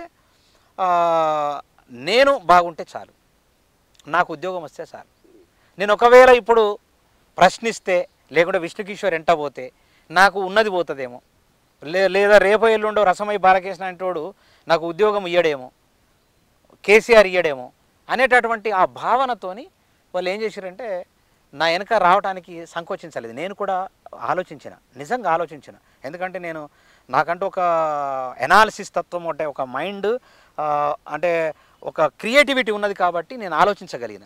నిజంగా కూడా జరిగింది అది. ఎట్లా అంటే నేనేమనుకున్నానంటే ఒకరిని పోయి 100 మందిని తయారు చేస్తే నేను హీరోని అవుతా, కానీ 100 మందితో పోయి ఒక్కనే మిగిలినాను అనుకో నేను జీరోని అవుతా. నేను హీరోని కావాలన్నా జీరోని కావాలనేది ఆలోచించిన. హీరో అయినా ఎట్లా హీరోయిన్ అంటే ఒక్కనే బయలుదేరిన. నేను నిజామాబాద్కు పోయేసరికి కొంతమంది నేర్నల్ల కిషోరు, దరువు అంజన్న, చనిపోయినటువంటి జంగు ప్రహ్లాదు వీళ్ళంతా కలిసి మనం ఒక దుఃఖాల ధూమ్ధామ్ అనేటటువంటిది పెడదాం, ప్రభుత్వానికి మెసేజ్ ఇద్దాం, మాకు అన్యాయం జరిగిందని. నిరసన దుఃఖాల ధూమ్ధామ్ అని టైటిల్ పెట్టి సుందరయ్య కళాభవన్లో దుఃఖాల ధూమ్ధామ్ పేరు మీద ప్రోగ్రాం పెట్టి నాకు ఫోన్ చేసి అన్న మరి మీకు తోడుగా మేము కూడా దుఃఖాల ధూమ్ధామ్ అనేటటువంటిది క్రియేట్ చేసినాం, నువ్వు నిజామాబాద్కి వెళ్ళి బస్సులో చెయ్యు, అటెండ్ చేసేసి మళ్ళీ నీ కార్యక్రమం నువ్వు చేసుకో, నీకు సపోర్ట్గా మేము ఉద్యమం చేస్తాము అని చెప్పగానే ఓహో నేను సక్సెస్ అయినా. అంటే ఒక్కరిని పోయి 100 మంది తయారు చేసినాం. ఓకే అయింది. దుఃఖాల ధూమ్ధామ్ ప్రోగ్రాం పెట్టినాం, ఏడిచినాం, నవ్వినాం, తిట్టినాం, దునికినాం, పాటలు పాడినాం, మీడియా అంతా బోబో అంది. వాళ్ళకు చీమ గరిచినంత కూడా కాలేదు. మమ్మల్ని సంగారెడ్డిలో ప్రోగ్రాం పెడతామని పోయితే మమ్మల్ని అరెస్ట్ చేయించిండ్రు, బస్సు అరెస్టు, మా కార్లు అరెస్ట్ అయినాయి. అప్పుడు మా సుమతి మేడం ఎస్పీ ఉండే, ఆమె అన్నది విష్ణు కిషోర్ గారు మా చేతిలో ఏం లేదు, ప్రభుత్వం హరీష్రావు నుంచి ఒత్తిడి బాగా ఉన్నది, దయచేసి మీరు ఏమనుకోవద్దు, మీరు అరెస్ట్ చేస్తున్నామని తీసుకుపోయి ఒక పోలీస్ స్టేషన్లో దినమంతా కూర్చోబెట్టి సొంత పూచీకత్తు మీద మమ్మల్ని వదిలిపెట్టడం జరిగింది. మంచిగా చూసిండ్రు, ఎందుకంటే మా అభిమానులు ఉంటారు కదా, మ్యాక్సిమము డీజీపీలు కానీ ఏసీపీలు అంతా కూడా ప్రతి సిఐలు ఎస్ఐలు అంతా కూడా ఇంటెలిజెన్సీ విభాగం కూడా మా అభిమానులే ఉంటారు. ఎందుకంటే పాటలు పాడేటోళ్ళం కాబట్టి, కళాకారులం కాబట్టి కళాకారులకు ప్రతి ఒక్కరికి అభిమానం ఉంటుంది గ్యారంటీగా.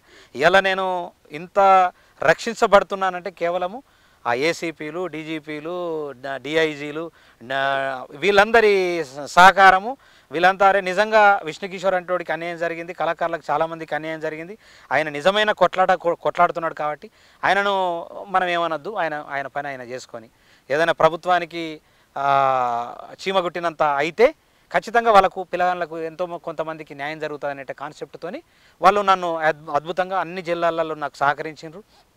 ప్రతి జిల్లాలో ప్రెస్ మీట్లు జరిగినాయి. అద్భుతంగా నేను 4500 కిలోమీటర్లు చేసి రావడం జరిగింది. ఇంత చేసినా వీళ్ళ పని ఏంది? కేసీఆర్ ఫ్యామిలీ కుటుంబ పాలన మొత్తం కుటుంబం అంతా పని ఏంది?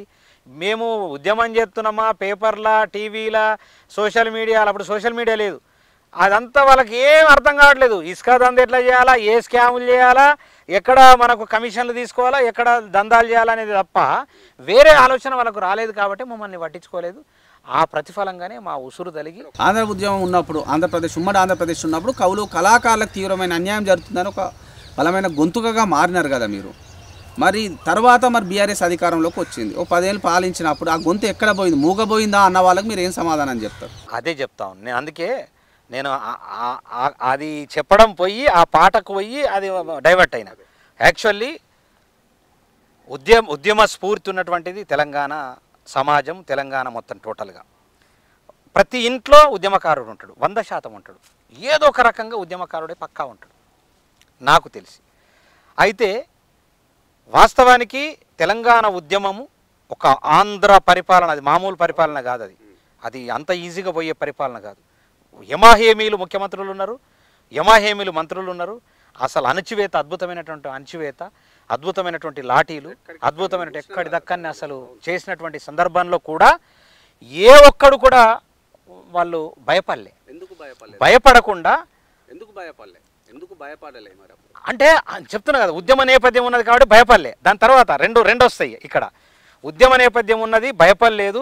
నిప్పులు జరిగే తుపాకి రవ్వల గుపెట బట్టి నలిపేస్తాం, నెత్తురు జిమ్మేదారుల్లోన విత్తనాల మై మొలికేస్తాం, లాఠీలిరిగినవోహో లడాయి మానం హాహా, పిడుగులు పడ్డావోహో మడమలు తిప్పం హాహా, సమాజహితమై సాగే పోరులో సావో రేవో సాగుతాము జై బోలో తెలంగాణ, గలగర్జనల జడివాన జై బోలో తెలంగాణ, నిలువెల్ల గాయాల వీణా అని నిప్పులు జరిగినటువంటి ఇది ఆ రవ్వలనే, తుపాకీ రవ్వలనే గుప్పెట్టబట్టి నలిపేసినటువంటి ఉద్యమకారులు, కళాకారులు ఎందుకోసము సలవడ్డారంటే స్వార్థం అనేటటువంటిది బలిష్టంగా నేర్పిండు కేసీఆర్. నువ్వు ఎట్లా బతావో బతుకు, నువ్వు ఎట్లా సంపాదించు, ఎట్లా దోపిడీ చేస్తావో చెయ్యి అనేది ఈ 14 ఏళ్ళ జీవితంలో వాళ్ళు బ్రహ్మాండంగా ఆ ఉద్యమ నేపథ్యం సలసల మరిగి సలసల మరిగేటటువంటి ఉద్యమ నేపథ్యం ఉన్నటువంటి బాడీ అది సప్పబడి స్వార్థానికి లొంగిపోయి మాయమైపోతున్నడమ్మా మనిషన్నవాడు, ఓ మచ్చుకైనా లేడు చూడు, మానవత్వం ఉన్నవాడు నూటికో కోటికో ఒక్కడు, యాడ ఉన్నడు గాని కంటికి కనరాడు, మాయమైపోతున్నడమ్మా మనిషన్నవాడు, నిలువెత్తు స్వార్థము నీడలాగొస్తుంటే చెడిపోక ఏమవుతాడమ్మా, ఆత్మీయ బంధాల ప్రేమ సంబంధాల దిగజారుతున్నడోయమ్మా, అవినీతి పెను ఆశ అంధకారములోన చిక్కిపోయి నరుడు శిథిలమవుతున్నాడు, మాయమైపోతున్నడమ్మా మనిషన్నవాడు, ఓ మచ్చుకైనా లేడు చూడు, మానవత్వం ఉన్నవాడు నూటికో కోటికో ఒక్కడు, యాడ ఉన్నడు గాని కంటికి కనరాడు, మాయమైపోతున్నడమ్మా మనిషన్నవాడు. అంటే మనిషి 14 ఏళ్ళ జీవితంలో, 14 ఏళ్ళ ఉద్యమంలో ఉద్యమ నేపథ్యం ఉన్నటువంటి ఉద్యమకారుడు మాయమైపోయిన తర్వాత ఎక్కడ ఉద్యమం చేస్తాడు? మీరు పాడుతూ ఉన్నారు కదా మాయమైపోయినారని, అది కూడా బీఆర్ఎస్ వాళ్ళు అదే అంటున్నారు. మాయమైపోయినాయమ్మ కళాకారుల సమస్యలు అని అంటూ ఉన్నారు. కాబట్టే మేము అన్ని రకాలుగా ఆదుకున్నామని చెప్తా ఉన్నారు కదా. అప్పుడేమో ఆంధ్ర పెత్తందారి వ్యవస్థ యొక్క సమస్యలు అప్పుడు ఉంటే, ఇప్పుడు దొర కుటుంబ పాలన సమస్య ఉన్నది కాబట్టి పోరాటం అనేటటువంటిది చెయ్యాల. కానీ ఆ కుటుంబ పాలన అనేటటువంటిది అందరికీ దగ్గరై ఉన్నది కాబట్టి, వాళ్ళకు స్వార్థపూరితమైనటువంటి జీవితం వచ్చింది కాబట్టి, అయ్యో నాకు ఒకవేళ నేను పోరాటం చేస్తే నన్ను దూరం పెడతాడేమో, నేను పోరాటం చేస్తే నా దగ్గర తీయడేమో, నేను పోరాటం చేస్తే నాకు రావాల్సినటువంటి అవకాశం రాదేమో, నేను పోరాటం చేస్తే నాకు రావాల్సినటువంటి ఉద్యోగం రాదేమో, నేను పోరాటం చేస్తే నాకు పదవి రాదేమో అనేటటువంటి ఒక కళాకారులు తిండి దొరకలేదు, మాకు అవకాశాలు లేవు, తెలంగాణ వచ్చిన తర్వాత తిండి దొరకట్లేదని పోరాటం స్టార్ట్ చేశారు. పోరాటం చెయ్యాలి. అదే పోరాటం. వాస్తవానికి మేము ఏంటంటే మాకేమన్నా మేము గొర్రెలు అడిగినామా బర్రెలు అడిగినామా, ఒక ఉద్యోగం అని ఇయ్యు, లేకపోతే మాకింత కూడు గుడ్డ ఏదన్నా చిన్న ఉపాధికి సంబంధించి ఎన్నో ఉన్నాయి, ఏదన్నా లోన్ ఇచ్చి ఉపాధి ఇవ్వచ్చు, లేదా ఒక ఇల్లు అకామిడేట్ చేయొచ్చు, ఇల్లు లేనటువంటి వాడికి ఇల్లు అకామిడేట్ చేయొచ్చు, లేదా ఇంకొక 500 మందిని ఆ సాంస్కృతిక విభాగం అనేటటువంటిది ఉంటుంది రవీంద్ర భారతిలో, దాంట్లో ఏదన్నా డిపిఆర్ఓ అనేటటువంటిది ఉంటుంది, దాంట్లో డిపిఆర్ఓలో అకామిడేట్ చేయొచ్చు. కానీ అది అంతా ఏమి పట్టించుకోలేదు. ఎప్పుడైతే మీరు అంటా ఉన్నారు ఇక ఒకటే సూటిగా చెప్పండి, ఇక అన్ని పంచాయతీలు వద్దు, కానీ వేరే మీరు ఉద్యమం ఆపాలనుకుంటే విష్ణు కిషోర్గా మీకు ఏం కావాలి మరి అని ఒకవేళ ప్రభుత్వం కానీ గత ప్రభుత్వాలు కానీ అడిగితే ఏం చెప్తారు మీరు? నాకేమి ఇవ్వమని అడుగుతలేను. నేను ఆల్రెడీ ఈ ప్రభుత్వాన్ని అదే అడుగుతా ఉన్నా, ఆ ప్రభుత్వాన్ని అదే అడుగుతా ఉన్నా. నేను రేవంత్ రెడ్డి గారికి కూడా నేను స్పష్టంగా ఒక లెటర్ పెట్టిన, 15 లక్షల రూపాయలు లేదా 25 లక్షల రూపాయలు సినిమా ఇండస్ట్రీకి తెలంగాణ సినిమా ఇండస్ట్రీకి ఏదైనా ఒక 25 లక్షల రూపాయలు సబ్సిడీ ఇవ్వమని చెప్పేసి అడుగుతా ఉన్నా. సబ్సిడీ ఇవ్వడం పట్ల మీలాంటి ఒక ప్రొడ్యూసర్ను పట్టుకొని ఇంకొక 25 లక్షలు పెట్టుకొని ఒక 50 లక్షల రూపాయలతో ఒక చిన్న సినిమా, అద్భుతమైనటువంటి సినిమా తీస్తే దాంట్లో అనేక మంది కళాకారులు టెక్నీషియన్లు బతకటానికి ఆస్కారం ఉంటుందని నేను అడిగిన. అది తప్ప? మంచి పాయింట్, అది చేయాలి. 25 లక్షల రూపాయలు అది ఆల్రెడీ ఇది కర్ణాటకలో ఇస్తున్నారు, బెంగళూరులో 15 లక్షల రూపాయలు ఇస్తున్నారు, బీహార్లో ఇస్తున్నారు, భోజ్పూర్లో ఇస్తున్నారు, 15 లక్షల రూపాయలు ఇస్తున్నారు. 25 లక్షలు కోట్ల రూపాయలు స్కాములు, 100 కోట్ల రూపాయలు మీరు స్కాములు చేసుకుంటూ పోతున్నారు. ఈ 25 లక్షల రూపాయలు ఒక చిన్న ప్రొడ్యూసర్కి ఇవ్వడానికి మీకు ఏం రోగం? మీకు పెద్ద రోగం తగిలి ఇవాళ వాళ్ళ బిడ్డ జైలుకు పోయింది. రేపో మాపో ఆల్రెడీ ఒక కొడుకు పోతాడు, అన్న కొడుకు ఆల్రెడీ జైల్లో ఉన్నాడు. కన్నన్న కూడా నాకు మంచి క్లోజ్ ఫ్రెండే, కన్నన్న కూడా పోయిండు. అంటే ఎందుకు పోయిండు? తప్పు చేస్తే పోతారు ఖచ్చితంగా, ఉట్టిగానే కాదు కదా. అంటే నేనేమంటాను, అదొక్కటి అడిగా నేను వాళ్ళను. ఇంకొకటి ఏమడిగానంటే, దళిత బంధు అనేటటువంటిది ఒకటి పెట్టావు కదా, ఒకటి కళాకారుల బంధు అనేటటువంటిది ఒకటి పెట్టండి. 10 లక్షల ఏం చేయలేదు అంటే దళిత బంధులో అంత స్కామే, అది కూడా స్కామే. లేదు కళాకారుల బంధు పెట్టి దానికి ఒక చైర్మన్ అప్పచెప్తే, అంటే అది ఎందుకు సక్సెస్ కాలేదంటే వీళ్ళు చేసే విధానం సరిగా లేదు కాబట్టి సక్సెస్ కాలేదు. ఇవాళ సీఎంఆర్ఎఫ్ సీఎం రిలీఫ్ ఫండ్ అనేది ఉండదు కదా, సీఎంఆర్ఎఫ్ మొత్తం విపరీతమైనటువంటి స్కామ్ జరిగింది. అంటే విష్ణు కిషోర్ అనేటటువంటి సిరిమల్లె విష్ణు కిషోర్ అంటే అని పేరుంటే సిరిమల్లె అనేది పెట్టకుండా విష్ణు కిషోర్ అని పెట్టి, లేకుంటే విష్ణు కిషోర్ అని పెట్టి, ఆ విష్ణు కిషోర్ ఇంకొకటి యాడున్నాడో తెలుసుకొని ఆ విష్ణు కిషోర్ను పిలుచుకొని ఈ చెక్కు వాంతటికి ఇచ్చేసి వాడికి 1 లక్ష రూపాయలు 50,000 20,000 చేతిలో పెట్టి మిగతాదంతా స్కామ్ చేశారు. అవి వచ్చిన కథనాలు ఇచ్చినాం 100% జరిగింది. అంటే ప్రతిదీ స్కామ్ జరిగింది. నేను అడిగింది ఒక దళిత బంధు లాంటి ఒక కళాబంధు అడగడం తప్ప, కళాకారులను ఆదుకోవడానికి చేయమన్నారు. కళాబంధు అడగడం తప్ప. సీనియర్ కళాకారులు నా దగ్గర అందరూ కళాకారులంతా నాకు పాటలు రాసిండ్రు, పాటలు పాడినరు, యమాహేమీలంతా పాటలు రాసిండ్రు, అమ్మిండ్రు. కాబట్టి నేను వాళ్ళందరికీ కూడా ఒక ప్రతినిధిగా అడగడంలో తప్పైతే లేదు. కాదండి విష్ణుకిషోర్ గారు, సూటిగా చెప్పండి. ఒకటే అడుగుతా ఉన్నా నేను, నిజంగా మీ బాటమ్ ఆఫ్ ద లైన్ చెప్పండి. మీరు అంటా ఉన్నారు ప్రభుత్వం పట్టించుకోవట్లేదు, సరే నాటి బీఆర్ఎస్ ప్రభుత్వం పట్టించుకోవట్లేదు అంటా ఉన్నారు, నేటి కాంగ్రెస్ ప్రభుత్వం పట్టించుకోవట్లేదు అంటున్నారు కదా. వాళ్ళని పక్కన పెడదాం కాసేపు.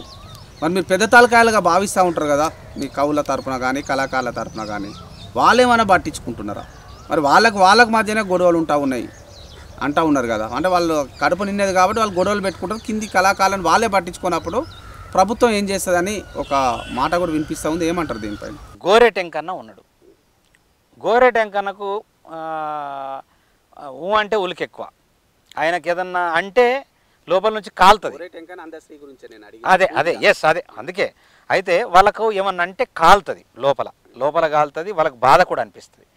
గోరెటెంకన్న అనేటటువంటి ఒక మంచి కవి, నాకు కూడా ఇష్టమైన కవి. ఆయన పాటల్ని నేను ఎక్కువ పాటల్ని సంగీతం చేసేటటువంటి అవకాశం నాకు రావడం నిజంగా అదృష్టము. నేను చేసిన, నన్ను కూడా అంతే ప్రేమిస్తాడు, నేను కాదన. కానీ ఒక ఎమ్మెల్సీ, ఒక ముఖ్యమంత్రి ముడ్డెనుక ఉండి ఒక ఎమ్మెల్సీ అయినటువంటి గోరెటెంకన్న, ఒక రసమై బాలకిషను, ఒక దేశపతి శ్రీనివాసు, ఒక సాయి చందు, ఒక నలుగురు కళాకారులు అయితే ఆడ ఉన్నారు కదా, బలిష్టంగా అయితే నలుగురు కళాకారులు ఉన్నారు కదా.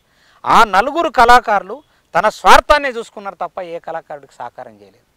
సరే, నేను ఉద్యమం చేసినప్పుడు నన్ను పిలిచి, అరే తమ్ముడా, అరే భయ్ అది కరెక్ట్ కాదు, నేను తీసుకుపోయి నేను ఆయన దగ్గర కూర్చోబెట్టి నేను మాట్లాడిపిస్తాను. ఆయన ఇస్తాడా ఇయ్యడా నాకు సంబంధం లేదు, కానీ నేను చెప్పడం మాత్రం చెప్తాను. ఏ ఒక్కరు కూడా చెప్పిర్రా? చెప్పలేదు. మరి ఇప్పుడు రేవంత్ రెడ్డి గారికి మా అందశ్రీ అన్న కలిసిండు, మా సుద్దాల అశోక్ అన్న కలిసిండు, మా జయరాజ్ అన్న కలిసిండు. మాకున్న పెద్ద దిక్కులల్లో గాల్లే మిడకబడినరు. ఎవరు? ఒక గద్దరన్న పెద్ద దిక్కు, ఒక శ్రీనారాయణ రెడ్డి పెద్ద దిక్కు, ఒక గూడంజయ్య పెద్ద దిక్కు, ఒక అందశ్రీ పెద్ద దిక్కు, ఒక గోరెటి వెంకన్న పెద్ద దిక్కు, ఒక విమలక్క పెద్ద దిక్కు, ఒక జయరాజన్న పెద్ద దిక్కు. ఒక 6 ఉన్నారు కదా, ఒక 6 ఉన్నారు.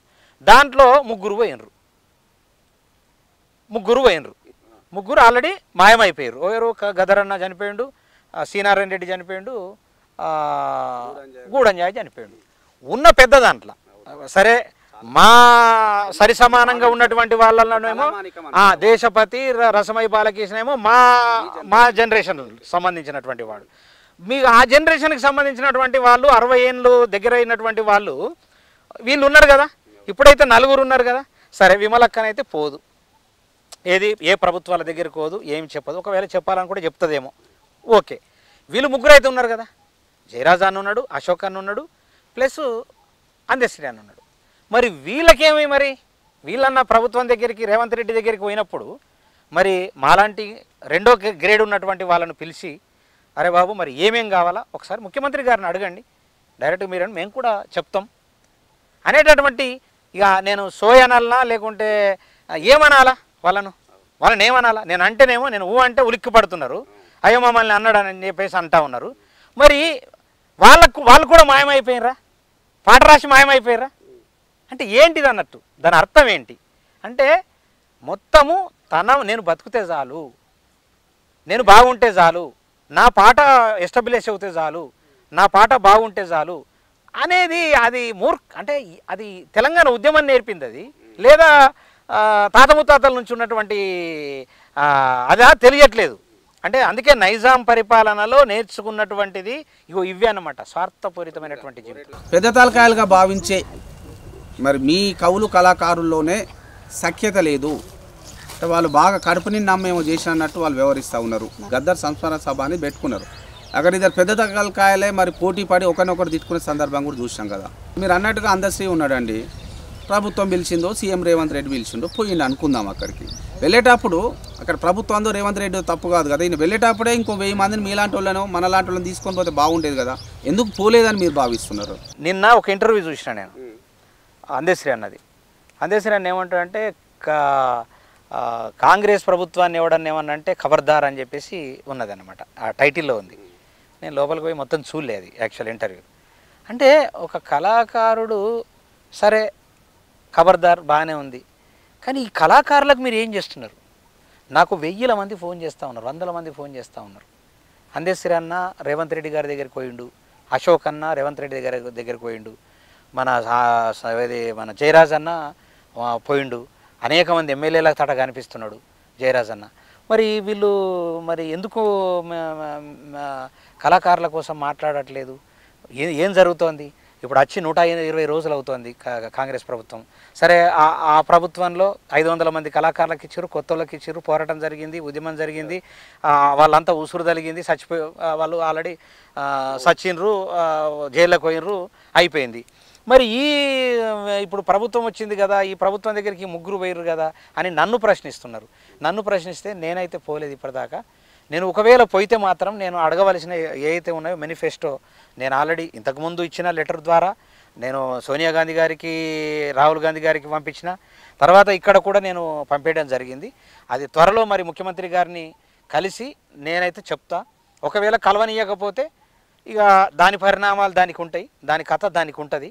ఖచ్చితంగా కలవనిస్తాడని నేను అనుకుంటున్నా. కలవనీయకపోతే మాత్రము దాన్ని చాలా తీవ్ర స్థాయిలో ఉంటుంది. ఆ ప్రభుత్వాన్ని ఎట్లయితే 9 ఏళ్ల నుంచి నేలమట్టం చేసేసి ఇలా కంప్లీట్గా ఓడగొట్టినామో అదే గతి పట్టకుండా మా రేవంత్ అన్న చూసుకోవాలి. ఎందుకంటే ఒక అంటే పెద్ద తలకాయలు కనిపించిన వాళ్ళే కళాకారులు కాదు. నేను అద్భుతమైన పాటలు చేసిన, అద్భుతమైన పాటలు ఉన్నాయి, ఎవరినని అడిగినా చెప్తారు. ఖచ్చితంగా రేవంత్ అన్న నాకు అవకాశం ఇవ్వాలా, నన్ను పిలవాలా, నాతో మాట్లాడవలసినటువంటి బాధ్యత ఆయన దగ్గర ఉంది. అంతే, వీళ్ళతో అవుతుందా కాదనేటటువంటిది తర్వాత కాలం నిర్ణయం చేస్తుంది. నేను అనడం కాదు, కాలమే నిర్ణయం చేస్తుంది. కాలం ఆయన ఎట్లా నిర్ణయం చేస్తుంది? మొన్న ప్రభుత్వాన్ని అంటే కాంగ్రెస్ ప్రభుత్వం రాకున్న ముందు గోరేటెంకన్నను మేము ఏ రేంజ్లో ఆడుకున్నామో మాకు తెలుసు. ఆల్రెడీ ఎన్నోసార్లు నాకు ఫోన్ చేయడం కూడా జరిగింది, మాట్లాడడం కూడా జరిగింది. అయితే నేనేమంటానంటే వీళ్ళకు కూడా గదే గతి పడుతుంది. ఒకవేళ ధిక్కరించారనుకో, ఒకవేళ రేవంత్ రెడ్డి గారికి చెప్పలేదనుకో, ఆ ప్రభుత్వానికి ఏం చెప్పలేరనుకో, వీళ్ళకు కూడా అదే పరిస్థితి పట్టే అవకాశం మాత్రం బలిష్టంగా ఉంది. నేను మాత్రం వదిలా. గతంలో మీరు అన్నారు బీఆర్ఎస్ అధినేత కేసీఆర్ ఎవరికి అపార్ట్మెంట్ ఇయ్యరు, ఈవెన్ మంత్రులకు కూడా ఇవ్వలేదని ఒక అపోహన అయితే ఉండేది. ఇప్పుడు మరి రేవంత్ రెడ్డి అట్లా ఏం లేదు, ఒక ప్రజల మనిషిగా ఉన్నారు, ఎవరినైనా స్వాగతిస్తూ ఉన్నారు. మరి మీ అందశ్రీ లాంటి వాళ్ళు కూడా పోయినారు కదా, అప్పుడు ప్రభుత్వాన్ని ఎట్లా తప్పబడతాం? మీ బాధలు ఏంది, మీ కష్టాలు ఏంది అని చెప్తేనే కదా తెలిసేదా? మరి చెప్పకపోతే ఎట్లా తెలుస్తుంది ప్రభుత్వానికి కూడా? ఎస్ వీళ్ళు చెప్పాలా. ఒకవేళ వీళ్ళు చెప్పకపోతే నేను ఖచ్చితంగా రేవంత్ అన్నకు చెప్తాను, రేవంత్ అన్న డెఫినెట్గా నేను నీ దగ్గరకు వస్తా, ఖచ్చితంగా నాకు అవకాశం ఇవ్వాలా. నేను ఆర్జీవీ మీడియా ద్వారా నేను మీకు ఆల్రెడీ విన్నవిస్తా ఉన్నా, ఖచ్చితంగా నా ఒక్కరికి అవకాశం ఇవ్వండి, నేను వస్తా. నాకున్నటువంటి ఏదైతే మేనిఫెస్టో ఉందో అది మీ ముందు పెడతా. ఎంతవరకు సాధ్యమైతే అంతవరకు మీరు చేయమని చెప్పేసి మీకు రిక్వెస్ట్ చేస్తా ఉన్నా నేను. ఒకవేళ మీరు చేయకపోతే దానికి మందు దానికి ఉంటుంది, మనం కోరుకుంటున్నాం వాస్తవానికి. దాని ఇంటర్వ్యూ పెడతాము, దానికి ఉండేటటువంటి మందు దానికి ఉంటుంది. మీరు తెలంగాణ ఉద్యమం నడిపేటప్పుడు ఉన్నారు, ఇప్పుడు కూడా ఉన్నారు కదా, మరి మీకు అనిపించలేదా ఊకే ప్రభుత్వం ఇంకొక ఆకాశ రామాన్నే తప్పుపట్టే బదులు మన నాలుకగా మారాల్సిన మీ కవులు కళాకారులకు సంబంధించిన సమస్యల మీద కొట్లాడలేదు, నిజంగా మనం కొట్లాడాల్సింది వీళ్ళ మీద అనిపించలేదా? మరి మీకు ఎప్పుడు నేను అదే చెప్తున్నా, నేను ముగ్గురికి చెప్తా ఉన్నా. ఇప్పుడు ప్రభుత్వంతో అటాచ్మెంట్ ఉన్నటువంటి సుద్దాల అశోక్ అన్నకు చెప్తా ఉన్నా, అదే అంటున్నా నేను. నేను వాళ్ళకి చెప్తా ఉన్నా, మీరు ఖచ్చితంగా చెప్పాలా, పెద్ద దిక్కుగా చెప్పాలా. లేదా మేము చెప్పము, మాది మేము చూసుకుంటామని చెప్పేసి అంటే మీరు అసలు తప్పుకోవాలా, ఇక మీరు అసలు పట్టించుకోవద్దు, మేము చూసుకుంటాం దాని కథ. ఇప్పుడు నేనేం భావిస్తూ ఉన్నానంటే చలిసీమలు కలిసాట పెద్ద పామును చంపుతాయట. మరి మీరు ఇక్కడ ఏమైపోయినా చలిసీమలేమో 99% ఎవరైతే కవులు కళాకారులు ఉన్నారో వాళ్ళుగా మారినారు, పెద్ద సీమలుగా కొంతమంది 1% ఉన్న వాళ్ళు మారి వాళ్ళే చూసుకోవడం వల్లనే కవులు కళాకారుల దుస్థితి ఇట్లా ఉంది అనే ఒక అపవాదు కూడా ఉంది కదా. 100% అనిపిస్తుంది. కానీ టైం ఇస్తున్న వాళ్ళకు ఆ టైంలో వాళ్ళు చెయ్యకపోతే టైం ఒక 2 months ఇస్తాను, 2 నెలలు ఇస్తాను. 2 నెలల సాధ్యం కాకపోతే అసలు మామూలుగా ఉండదు. ఇక నేను ఒక పుస్తకమే రాస్తా వీళ్ళ మీద, చరిత్రహీనులు అనేటటువంటి ఒక పుస్తకం రాస్తా గ్యారంటీగా. అంటే హీనులు ఎట్లయినరు, అసలు హీనులు ఎట్లయినరు? రెచ్చగొట్టి ప్రజలను రెచ్చగొట్టి కళాకారులను రెచ్చగొట్టి కళాకారులందరినీ వాడుకొని ఆ పాటలు రాపించుకొని పాటలు పాడించుకొని సంగీతం చేపించుకొని నేను అనుభవిస్తాను చెప్పేసి అది ఎంతవరకు నిజం? అంటే అందుకే అన్నా నేను, ఆంధ్రోళ్ళు ఆఫీసు బాయ్ని ఆయన టాలెంట్ ఉంటే డైరెక్టర్ని చేస్తారు, మనోళ్ళు డైరెక్టర్ని ఆఫీస్ బాయ్ చేస్తారు. తెలంగాణలో ఉన్న సంస్కృతి అదే. ఎంత దారుణమైన సంస్కృతి అంటే ఒక పెద్ద డైరెక్టర్ను వాడిని ఆఫీస్ బాయ్ని చేసి కూర్చోబెడతారు. నేనైతే హామీ ఇస్తున్న కళాకారులకు 100% నేను 100 మంది ఈక్వాలిటీ టు ఒక విష్ణు కిషోర్, 100 మంది ఈక్వాలిటీ టు నేను ఒక్కొన్ని. నేను ఎవరిని కూడా క్షమించా, ఎంత పెద్దోడైనా సరే నేను క్షమించా. అది విష్ణు కిషోర్కు ఉండే తత్వం 100%. ఎందుకంటే నాకు ఆ హక్కు ఉన్నది. నేను సంగీత దర్శకుడు అంటేనే ఈ రచయితలకు, సింగర్లకు, కోరసోళ్లకు, మ్యూజిషియన్లందరికీ ఒక పెద్ద దిక్కు. సంగీత దర్శకుడు అంటేనే ఒక సినిమాకు ఒక దర్శకుడు, ఒక సంగీత దర్శకుడు, ఒక కెమెరామేను మేను ప్రాణం. ఈ 3 డిపార్ట్మెంట్లు చాలా ప్రత్యేకమైనటువంటి ప్రాణం. ఈ 3 లేకపోతే సినిమా అనేటటువంటిది ఉండదు. మిగతా అన్నీ సబ్బు 24 క్రాఫ్ట్స్. అట్లా పెద్ద దిక్కుగా వీళ్ళని పెడుతున్నాము. ఒకవేళ వాళ్ళు తప్పుకుంటే వాళ్ళేమో చరిత్రహీనులు అవుతారు. చరిత్రకారుణ్ణి కావడానికి కోసం మాత్రం నేను ప్రయత్నం చేస్తా గ్యారంటీగా. సార్ మీరు అంటా ఉన్నారు, మీరు అన్నట్టుగానే రేవంత్ రెడ్డి విష్ణు కిషోర్ గారు రాండి అని పిలిస్తే మీరు అడిగే మొదటి క్వశ్చన్ ఏంది? ఏం అడుగుతారు కవులు కళాకారుల తరపున? సూటిగా చెప్పండి. ఫస్ట్ క్వశ్చను 500 మంది కళాకారులకు ఉద్యోగాలు పెంచమని చెప్పేసి అడుగుతా. అది సాధ్యం కాదు అని అన్నాడు అనుకుందాం. ఎందుకంటే గతంలో 500 వాళ్ళే సరిపోతూ ఉన్నారు.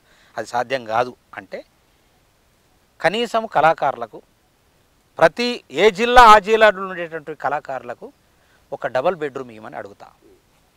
డబల్ బెడ్రూమ్ లేదా అదే డబుల్ బెడ్రూమ్ అంటే 400 గజాలలో వాళ్ళు ఒక ఇందిరమ్మ ఇల్లు అనేటటువంటి కట్టించి ఇస్తామని చెప్పేసి అంటున్నారు.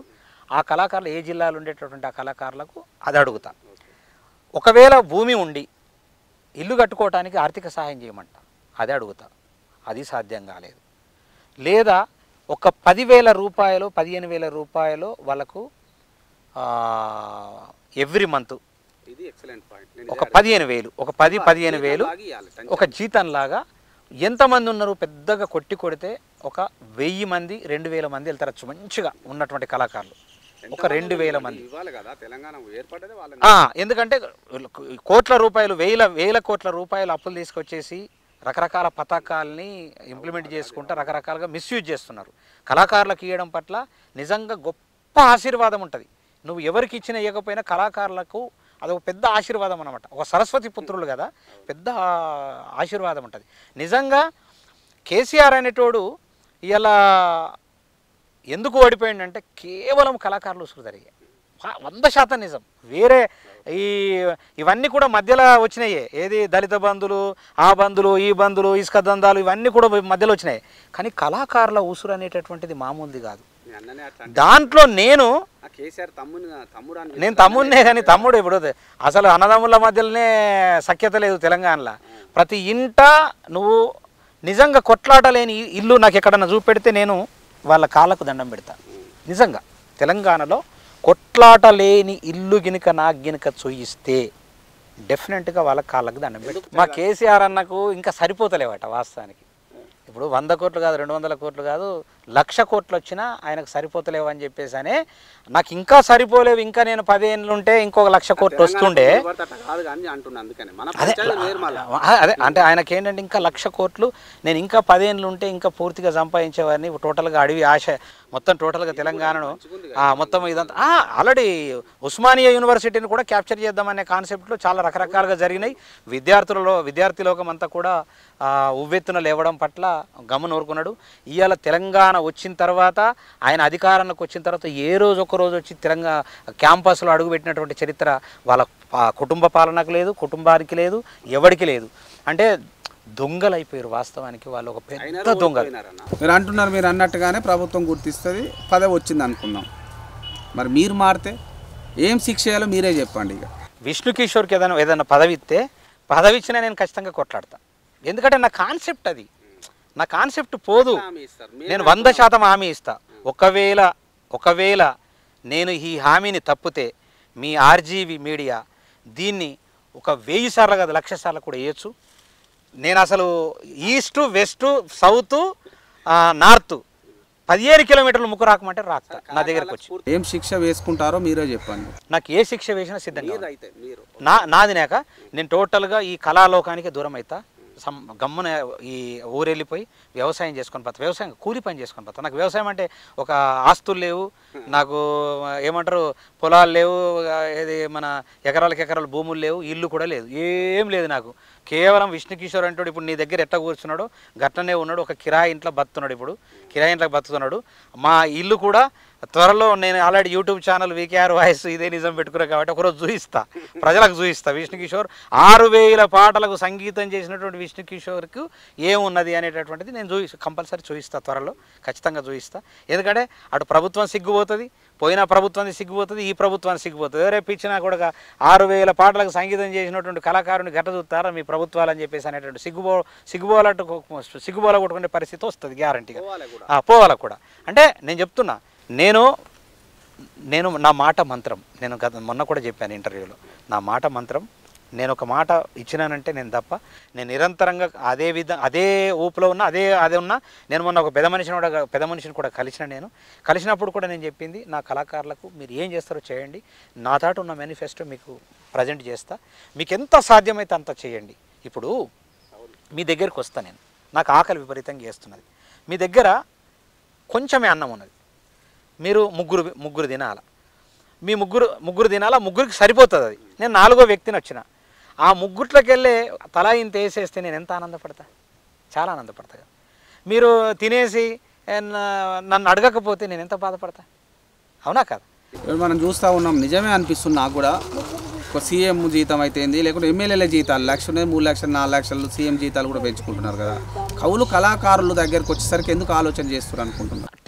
టీచర్లకు కూడా పెంచిండ్రు కదా, టీచర్లకు కూడా అందరికీ అన్ని డిపార్ట్మెంట్లకు సాలరీలు పెంచి ఇచ్చినప్పుడు ఈ కళాకారులకు ఇంకో 500 అది చేస్తే ఏమవుతుంది? 500 కళాకారులకు ఇస్తే వాళ్ళ ఉపాధి వాళ్ళు బతుకుతారు కదా. 30,000 జీతం వస్తుంది. ఆ 30,000తో కుటుంబాలు హ్యాపీగా బతాయి కదా, చిన్న కుటుంబాలు, మధ్యతరగతి కుటుంబాలు. నా పోరాటం అదే. నేను మళ్ళీ ఎమ్మెల్యేలను కూడా వదిలా, మీ మీడియా సహకారం కూడా నాకు అవసరము. ఎందుకంటే ప్రతి ఎమ్మెల్యే ఖచ్చితంగా ఆ నియోజకవర్గంలో 25 రోజులు తిరగాల. బిడ్డ ఎవడు తిరగకపోయినా నేను అసలు ఊరుకోను. అసలు అపాయింట్మెంట్ ఇవ్వాలా 25 రోజులు ఎట్టి పరిస్థితుల్లో వాళ్ళ నియోజకవర్గాలు తిరగాల. ప్రజల సమస్యలు అక్కడ కేతిరెడ్డి ఎట్లా తిరుగుతున్నాడో కేతిరెడ్డిలాగా మీరు తిరగాల, 25 రోజులు తిరగాల. తెలంగాణ ప్రజల సమస్యలను తెలుసుకోవాలా. మీకు ఎంత సాధ్యమైతే అంత క్లియర్ చేయండి. మనల్ని తిప్పుతారు,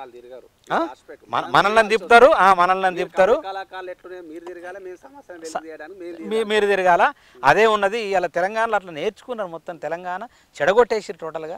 అసలు ఏ రాష్ట్రంలో ఉన్నదో లేదో నాకది తెలియదు, కానీ తెలంగాణను మాత్రం రాజకీయంగా మాత్రం ఘోరంగా చెడగొట్టి అటు సినిమా ఇండస్ట్రీలు నాశనం చేసేసారు, ఇటు కళాకారులను నాశనం చేసారు, ఇటు నిరుద్యోగ సమస్యను భారీ ఎత్తున ఏర్పాటు చేసేసి ఇలా ఎవ్వరికి కూడా ఉద్యోగం లేకుండా ఇలా అవుట్డేటెడ్ అయిపోయారు. పాపం టెట్టు రాసి క్వాలిఫైడ్ అయినటువంటి వాళ్ళకు ఇప్పుడు వయస్సు అయిపోయింది. మా ఆవిడకే ఆల్రెడీ 1 నెల అయితే అయిపోతుంది. నెల అయితే ఇప్పుడు అప్లై చేస్తే మా ఆవిడకు ఆల్రెడీ ఎలిజిబుల్ అవుతుంది. లేకపోతే టెట్టు క్వాలిఫై అయింది, ఎంకామ్ బిఎడ్ చేసి ఇలా ఉద్యోగం లేక ఇలా కొట్టుమిట్టాడుతున్నటువంటి పరిస్థితి. నేనేమో కళాకారుణ్ణి, నాకు ఎప్పుడు వస్తాయో డబ్బులు తెలియదు, మా ఆవిడ కూడా ఉద్యోగం లేదు. మా పరిస్థితి ఏంది? చిన్నపిల్లలు వాళ్ళు చదువుకుంటున్నారు. ఆ చదువులు అది కూడా నేను గవర్నమెంట్ స్కూల్లో వేసిన మొన్నటి దాకా, 10th దాకా గవర్నమెంట్ స్కూల్. ఇప్పుడిప్పుడే ఒక పాప ఆల్రెడీ నీట్ కోసము ఆమె ప్రిపరేషను, నా చిన్నోడు ఇంటర్మీడియట్ ఏదో ఒక కాలేజీలో వేసిన, నేను చిన్న కాలేజీలో. కానీ మా పిల్లలంతా గవర్నమెంట్ స్కూల్లో చదువుకున్నారు. అంటే ఒక పెద్ద సంగీత దర్శకుడి కొడుకులు పిల్లలు ఇలా గవర్నమెంట్ స్కూల్లో చదువుకునేటువంటి పరిస్థితి ఎంత దుర్మార్గం. సిగ్గుశరం లేదు కేసీఆర్ కుటుంబానికి, సిగ్గుశరం లేదు. ఒక కళాకారులు ఇంత దారుణంగా ఉన్నటువంటి పరిస్థితులను కళ్ళకు చూసుకుంటా కూడా వాళ్ళు ఎంజాయ్ చేసినటువంటి పరిస్థితి. అందుకే పురుగుల పడి చచ్చిపోతుంది మొత్తం టోటల్గా. ఆ ఫ్యామిలీ పురుగుల పడి చచ్చిపోతుంది. అలాంటి పరిస్థితి ఇలా కేసీఆర్కు పట్టింది గతి. కాబట్టి బిడ్డ ఆల్రెడీ ఇలా ఏది తిహార్ జైలుకు పోయింది. తిహార్ జైలు నుంచి రేపో మాపో అండమాన్ నికోబార్ జైలుకు పోతుంది. బయటికి రాకుండా అండమాన్ నికోబార్ జైలు వేసేటువంటి పరిస్థితి. అలాంటి పరిస్థితి ఎందుకు తెచ్చుకుంటారు? మాలాంటి కళాకారుల ఊసులు ఎందుకు పోసుకుంటారు? మీకు 10,000 రూపాయలు 15,000 రూపాయలు ఇవ్వడానికి ఒక కళాకారుడికి ఇవ్వడానికి మీకు సాధ్యం కాదా? అందుకే మీది పార్టీ అనేటటువంటిది క్లోజ్ అయిపోయింది. మీది బయటకు వచ్చేటటువంటి అవకాశం లేదు. ఎవడునా కానీ ఆ డబ్బాలు కొట్టుకొని బతకడవలసిందే. అబద్ధాలు ఆడుకుంటా. బూతులు ఎవరు నేర్పినరు రాఘవేందర్ గారు చెప్పండి? బూతులు ఎవరు నేర్పినరు? బూతుల పుస్తకాన్ని తయారు చేసింది ఎవరు? బూతుల ఒక భగవద్గీతలాగా ఒక పుస్తకాన్ని తయారు చేసింది ఎవరు? ఇప్పుడు వాళ్ళకు సంబంధించి వాళ్ళ మూచేతి నీళ్ళు తాగుతాలో చెంచగాలకు ఇచ్చేసి కవులు కళాకారులు అందరికి ఇస్తున్నాం అని ప్రకటిస్తున్నారు కదా, దీనిపై ఎట్లా స్పందిస్తారు? అంటే అబద్ధం చెప్పడం అంటే అన్నీ కూడా అబద్ధాలు చెప్పిండు. దళిత బంధువు నువ్వు కొంతమందికి ఇచ్చేసి దళితులకు ఇచ్చేసినాం కంప్లీట్గా, అద్భుతంగా చేసేసినాం. రైతు బంధు అనేటటువంటి క్రియేట్ చేసేసి అసలు 100 ఎకరాలు ఉన్నటువంటి వాళ్ళకు రైతు బంధు ఇచ్చేసి ఏదో ఒక ఎకరం 2 ఎకరాలు ఉన్న వాళ్ళకు ఏదో ఇంత పడితే వాళ్ళకి ఏం వర్కౌట్ అవుతుంది, ఏమవుతుంది చెప్పు. అంటే అలాంటి దారుణమైనటువంటి పరిస్థితి పరిపాలన జరిగింది. ఇవాళ కాంగ్రెస్ ప్రభుత్వం అలాంటి పరిస్థితి తీసుకురావద్దని చెప్పేసి మరీ నేను కాంగ్రెస్ ప్రభుత్వాన్ని రిక్వెస్ట్ చేస్తా ఉన్నా. నేనేంటంటే ఒక ఆధ్యాత్మికమైనటువంటి వ్యక్తిని కాబట్టి, ఒక గురువును కాబట్టి, నాకు ఒక ఆధ్యాత్మికత ఉంది కాబట్టి నేను చిత్తప్రజ్ఞగా, అంటే సుఖం వచ్చినా చిత్తప్రజ్ఞుడు అంటారు కదా, అంటే దుఃఖం వచ్చినా సుఖం వచ్చినా బాధపడేది ఉండదు జనరల్గా. ఎందుకు బాధపడేది ఉండదంటే నేను ఇలా నాకు కంటికి ఒక చుక్క కూడా కన్నీరు ఎందుకు రాదంటే అంతకన్నా ముందు ఒక 10 ఏళ్ళు ఏడ్చి కంట్లో చుక్క రాకుండా అయిపోయింది. అంటే మనము దిగమింగుకుంటామంటారు కదా, కంటి చుక్కను దిగమింగుకునేటటువంటి లోపలికి ఆవిరైపోయి ఒత్తుకొని అసలు ఏడుపు రాకుండా అయిపోయింది, అంటే చుక్కలు రాకుండా అయిపోయింది. ఆధ్యాత్మికత వచ్చిన తర్వాత, ఒక గురుతత్వం వచ్చిన తర్వాత నాకు ఆటోమేటిక్గా ఒక అంటే నేను 6000 పాటలు చేయలేదు, నేను హైదరాబాదు సినిమా ఇండస్ట్రీకి రాలేదు, నేను ఊర్లో హ్యాపీగా ఎంత పని చేసుకొని బతున్నా అనే ఫీలింగు లోపల అంతర్లీనంగా నేను అలవాటు చేసుకున్నా కాబట్టి నేను ఉండగలిగిన ఇట్లా. సరే, మీకు అవసరం లేకపోవచ్చు అండి, మీరు అన్నట్టు సరే పాటలు చేసారు, ఆ సందర్భంలోకి వెళ్ళిపోయారు అనుకుందాం. మీ పిల్లలు లేకపోతే ఇంకా మీ నెక్స్ట్ జనరేషన్ వాళ్ళు కూడా విష్ణు కిషోర్ గొట్టనే పెద్ద మ్యూజిక్ డైరెక్టర్ కథ అని వస్తూ ఉంటుంది కదా, మరి మా నాన్న ఇంత గొప్ప మ్యూజిక్ డైరెక్టర్ ఎందుకు మాకు ఈ ఆర్థిక ఇబ్బందులను వాళ్ళు బాధపడరా? వాస్తవానికి వచ్చింది, అనేక సార్లు వచ్చింది, కానీ అది ఏం చేయలేని పరిస్థితి అనమాట. అంటే టైం దాటిపోయింది, కానీ ఆ టైం దాటిపోయినా ఇంకా నాకు ఒక 10-15 ఏళ్ళు నేను ఖచ్చితంగా వాళ్ళని సెట్ చేస్తానేటటువంటి ఒక నమ్మకం ఉన్నది, అంటే ఒక కాన్ఫిడెన్స్ ఉన్నది అనమాట. ఆ కాన్ఫిడెన్స్ మీద నేనున్నా. ఇవాళ నేను బాధలు పడవచ్చు, రేపటిది నాది కాదు కదా, ఇవాళ నాది కానప్పుడు రేపు నాది కాదు, ఇవాళ రేపు అద్భుతాలు జరగవచ్చు, ఇలా కాకపోతే రేపు జరుగుతుంది కూడా అనేటటువంటి ఒక దృఢమైనటువంటి ఒక నమ్మకంతో నేనున్నా. ఇవాళ చాలా బాధపడుతున్నారు పిల్లలు. ఇవాళ అంటే కొన్ని చెప్పకూడదు, అంటే వీడు పని అయిపోయింది అంటారు కదా. ఇప్పుడు అయితే నేను మా ఆవిడను పంపించేసిన. నేను ఒకవేళ పోయితే, నేను ఒక మ్యూజిక్ డైరెక్టర్గా ఆయనకు ప్రిన్సిపల్ గారికి తెలుసు, పోయితే మళ్ళీ నన్ను వేరే రకంగా ఏమన్నా అంటే కూడా కొంచెం బాధ కలుగుతాను. మా ఆవిడను పంపించాను, ఆయన కలవలేదు. మా ఫ్రెండు ఒక సింగరు ఆ కాలేజీలో చదువుకుంది, ఆమెకు కూడా నేను ఫోన్ చేసి చెప్పాను, మా ఆవిడ పోతుంది, కొంచెం నువ్వు ఒకసారి మేడం ఫోన్ చేయండి, చేస్తే ఎక్స్క్యూజ్ చేయమని చెప్పండి, ఒక 15-20 రోజులు చేస్తే నేను, ఎందుకంటే ఎగ్జామ్ ఫీజు కదా, ఎగ్జామ్ ఫీజు ప్రాబ్లం అవుతుంది. చిన్నోడికి కూడా మన సమస్య జరిగితే మా EBC economical backward caste national president Ravinder Reddy ఆయన ఫోన్ చేసి చెప్తే వాళ్ళు ఆల్రెడీ ఎక్స్క్యూజ్ చేసి కొంతకాలం అది చేయడం, మళ్ళీ ఏదో అడ్జస్ట్ చేసి చేయడం జరిగింది. అంటే అది నిరంతరంగా, ఒకవేళ దీన్ని మనము బయటకు చెప్పినామనుకో విష్ణు కిషోర్ గారు పని అయిపోయింది, ఎవరు అట్లా అనుకోవద్దు సార్, 100% అంటారు. కానీ సమాజం ఎట్లయిపోయింది, మాయమైపోయింది కదా, మాయమైపోయిన వాళ్ళు ఇలాంటి పరిస్థితి ఉంటుంది.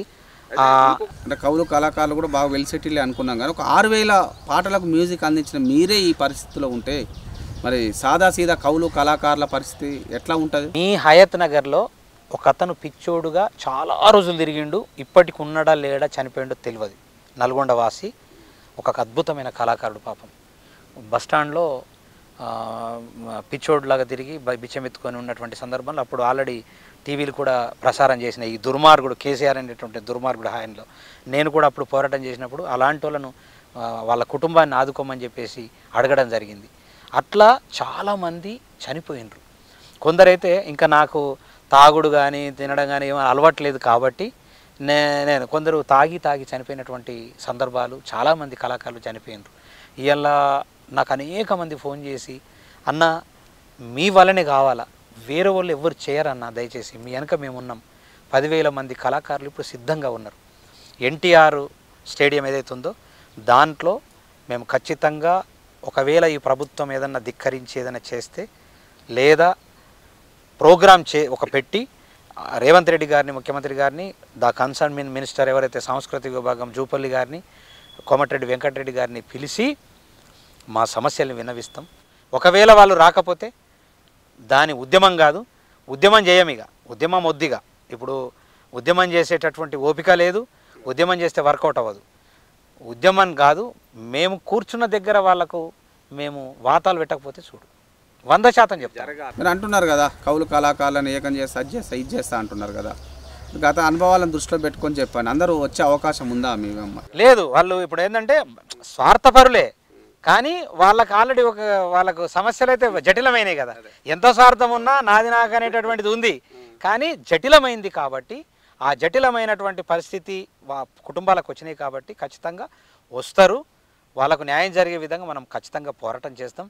ఖచ్చితంగా నేను వాళ్ళ కళాకారుల వెనుక మాత్రం డెఫినెట్గా ఉంటాను. నేను ఒకవేళ నాకు ప్రభుత్వం కనుక నన్ను తీసుకో ఏది దగ్గర తీసి నాకు ఏదైనా అవకాశం ఇచ్చి నన్ను ముందుకు నడిపితే వాళ్ళ ప్రభుత్వంలో వాళ్ళ పార్టీలో నన్ను చేర్చుకుంటే నేను 100% కళాకారుల వెనుకనే ఉంటా తప్ప ఏమాత్రం ప్రతి ఒక్కరిని ఒక కేతిరెడ్డి ఎట్లయితే వాళ్ళ నియోజకవర్గంలో ప్రజల మనిషిగా ఎట్లయితే ఉన్నాడో నేను కళాకారుల మనిషిగా రాష్ట్ర వ్యాప్తంగా, నేనంటే ఒక నియోజకవర్గం మనిషి కాదు కదా, రాష్ట్ర వ్యాప్తంగా కళాకారుల ప్రతి సమస్యను నేను ఏ ముఖ్యమంత్రి ఉన్నా ఇవాళ ఈ కాంగ్రెస్ ప్రభుత్వంలో ఉన్నా రేపు ఇంకొక ఈ ప్రభుత్వం మారి ఇంకొక ప్రభుత్వం వచ్చినా ఖచ్చితంగా కళాకారుల తరఫు నుంచి డెఫినెట్గా నేను బతికున్నంత కాలము వాళ్ళ సమస్యల్ని ప్రభుత్వం దృష్టికి తీసుకుపోయి వాళ్ళ సమస్యల్ని ఎంతో కొంత ఏదో రూపకంగా ఖచ్చితంగా తీర్చేటటువంటి బాధ్యత నేను నా భుజస్కంధాల మీద ఎత్తుకున్నా. అందుకే తెలంగాణ కళాకారుల సంరక్షణ సమితి అని ఒక ఆర్గనైజేషన్ పెట్టిన, దాంట్లో నా పేరు పెట్టుకోలేదు, తెలంగాణ కళాకారుల సంరక్షణ సమితి. ఆ సంరక్షణ అంటే వాళ్ళకు రేకులను నేర్పించేద్దాం. 1 లక్ష రూపాయలు 2 లక్షలు పెడితే ఒక రేకులు పడతాయి, వాళ్ళకు ఏదైనా అది ఉంటే వాళ్ళు ఆ రేకులను హ్యాపీగా బతకగలుగుతారు, ఏదైనా చిన్న కూలీ చేసుకొని బతకగలుగుతారు. గుడిసెలు వేసుకొని బతకలేరు కదా, పాములు వస్తాయి, భయము, రకరకాల సమస్యలు ఉంటాయి. అలాంటి సమస్యల్ని తీర్చడానికి నిరంతరంగా విష్ణుకిషోర్ అనేటటువంటి పోరాటం చేస్తాడు. ఎందుకోసం అంటే నాకు యాక్చువల్లీ ఎందుకో భగవంతుడు నన్ను మరి ఇదంతా బాకీ ఉన్ననా లేకుంటే పూర్వజన్మల ఏమైందో నాకైతే తెలియదు, కానీ వాస్తవానికి నా కోరిక ఏం చెప్పనా, ఒక లారెన్స్ మాస్టరు, ఒక విజయ్ తలపతి, ఒక పునీత్ రాజ్ కుమార్ ఎన్ని అనాథాశ్రమాలు ఉన్నాయి, ఎంతమంది విద్యార్థులు చదువుతున్నారు, ఎంతమంది డాక్టర్లు అయినరు, ఎంతమంది. నేను రోజు వేడుకునేది ఏంటంటే అరే భగవంతుడా నాకు గలాంటి అవకాశం ఎందుకు ఇవ్వలేవు అని నేను కోరుకుంటా. నిజంగా నేను నిరంతరంగా బాధపడేది అందుకే అన్నమాట. అరే నాకు అలాంటి అవకాశం ఎందుకు ఇవ్వలేదు, ఒక హీరో సూర్యలాగా ఎందుకు అవకాశం ఇవ్వలేదు, ఒక రజనీకాంత్ సూపర్ స్టార్ రజనీకాంత్ లాగా అవకాశం ఎందుకు ఇవ్వలేదు. ఇక్కడోళ్ళు ఎవరేం చేసారో నాకు తెలియదు, తెలుగోళ్ళు. కానీ విజయ్ తలపతి అద్భుతమైనటువంటి సేవ, ఒక లారెన్స్ మాస్టరు అద్భుతమైనటువంటి సేవ, 100 మందికి క్యాన్సర్ పేషెంట్లకు నాకు అవకాశం రావాలని నిజంగా నేను కోరుకుంటున్నా. వస్తే 100% చేస్తా, మీరు నమ్మరు, నేను సాక్ష్యం ఇప్పిస్తా. చాలా ఒక 20 మంది 30 మంది చాలామందికి నేను ఆల్రెడీ నా మాట సాయం చేస్తూ ఉంటా. నిమ్స్లో కానీ గాంధీలో కానీ తర్వాత ఈ ఫీవర్ హాస్పిటల్లో కానీ నాకంతా సూపరింటెండెంట్లు అంతా కొంచెం దగ్గర ఉంటారు, ఫ్రెండ్స్ కాబట్టి వాళ్ళందరికీ నేను కాస్త ఒక మాట సహాయం, నేను డబ్బులు పెట్టలేను కానీ మాట సహాయం అనేక మందికి చేయించిన. ఇంకా దీని ద్వారా నేను ఇంకోటి కూడా మాట చెప్పబోతున్నా. మా బండారు దత్తాత్రేయ అల్లుడు ఏది డాక్టర్ సత్యం యాదవ్ ఆర్థోపెటిక్ సర్జన్ ఉంటాడు, చాలా గొప్పోడు, చాలా మంచోడు. ఆయనతో కూడా నేను ఆపరేషన్లు చేయించిన కొంతమందికి, ₹1 లేకుండా ఆపరేషన్ చేసినటువంటి సందర్భాలు. అంటే ఇవన్నీ నేను ఎందుకు చెప్తున్నా అంటే విష్ణుకిషోర్ అంటే ఏం చేయలేదు అనుకుంటారు, కానీ నిరంతరంగా విష్ణుకిషోర్ ఇంటర్నల్గా చేస్తున్నాడు. ఇది చెప్పొద్దని యాక్చువల్లీ నేను చెప్పట్లేదు, నేను ఫస్ట్ టైం ఆర్జీవీ మీడియాకు నేను ఈ విషయాలు చెప్పిన. నేను ఎవ్వరికి కూడా నేను చేస్తాను చెప్పాను. నాకు అనేక మంది రెగ్యులర్గా నాకు రోజు, నువ్వు నమ్మవు, రోజు నాకు ఫోన్ చేసి, నేను చాలా కష్టాలలో ఉన్నా కానీ నాకు ఫోన్ చేసి అన్న నాకు ఒక్క ₹1000 పంపన్నా, నేను చాలా కష్టాల్లో ఉన్నా అన్న, నాకు 2000 పంపన్నా, నాకు చాలా కష్టాల్లో ఉన్నా, నా బిడ్డకు ఫీజు కట్టాలన్నా, నా బిడ్డ బెంగళూరు పంపిస్తున్నాను నా స్టడీ పర్పస్ అని అనేక మంది నాకు ఫోన్ చేస్తూ ఉన్నారు. ఇది నమ్మండి, నేను అబద్ధం అయితే మాట్లాడగల ఒక గురువులాగా నేను ఉన్నటువంటి వ్యక్తిని నేను అబద్ధం మాట్లాడవలసిన. మా భార్యను అడిగితే చెప్తుంది, అరే మనకే దిక్కు లేదు, మనమే దొడ్డు బియ్యం తింటున్నాము, కంట్రోల్ బియ్యం తీసుకొచ్చుకొని తింటున్నాము. వాళ్ళు అడుగుతూ ఉన్నారు, వాళ్ళకు నువ్వు మంచి వీడియోలు వస్తున్నాయి, వీకేఆర్ వాయిస్ వీడియో చూసేసి నీకు ఫుల్ డబ్బులు ఉన్నాయి, నువ్వు రోజు మీకు అందరికి ఇంటర్వ్యూలు ఇస్తున్నావు కాబట్టి ఫుల్ డబ్బులు ఉన్నాయి విష్ణుకిషోర్ దగ్గర అనుకున్నటువంటి సందర్భాలు నిరంతరంగా ఇప్పుడు జరుగుతూ ఉంది. ఇప్పుడు తెలంగాణ ఉద్యమం గురించి మాట్లాడుకుందాం. తెలంగాణ ఉద్యమంలో మీరు ఎందుకు ఆకర్షితులయ్యారు? మీ పాటతోటి ఎట్లా ఉరుతొలగించినారు? నేను గతంలో కూడా మీ మీడియాలో చెప్పాను, మీ ఆర్జీవీలో, వెనుక ముందు చూసుడేంది రాజన్న ఒరే రాజన్న, ఎత్తుకో తెలంగాణ జెండా రాజన్న ఒరే రాజన్న, చాలా సూపర్ డూపర్ హిట్. కేసీఆర్కు 2 లక్షల ఓట్లు తెప్పించింది ఒక్క పాటనే. ఏ పాట అది? వెనక ముందు చూసుడేంది రాజన్న ఒరే రాజన్న, ఎత్తుకో తెలంగాణ జెండా రాజన్న ఒరే రాజన్న, మాయదారి, అప్పుడు కాంగ్రెస్ అన్నాం, ఇప్పుడు మాయదారి కేసీఆర్ అని ఇప్పుడు అంటున్నాం. మాయదారి కాంగ్రెసు రాజన్న ఒరే రాజన్న, మాట ఇచ్చి మోసగించే రాజన్న ఒరే.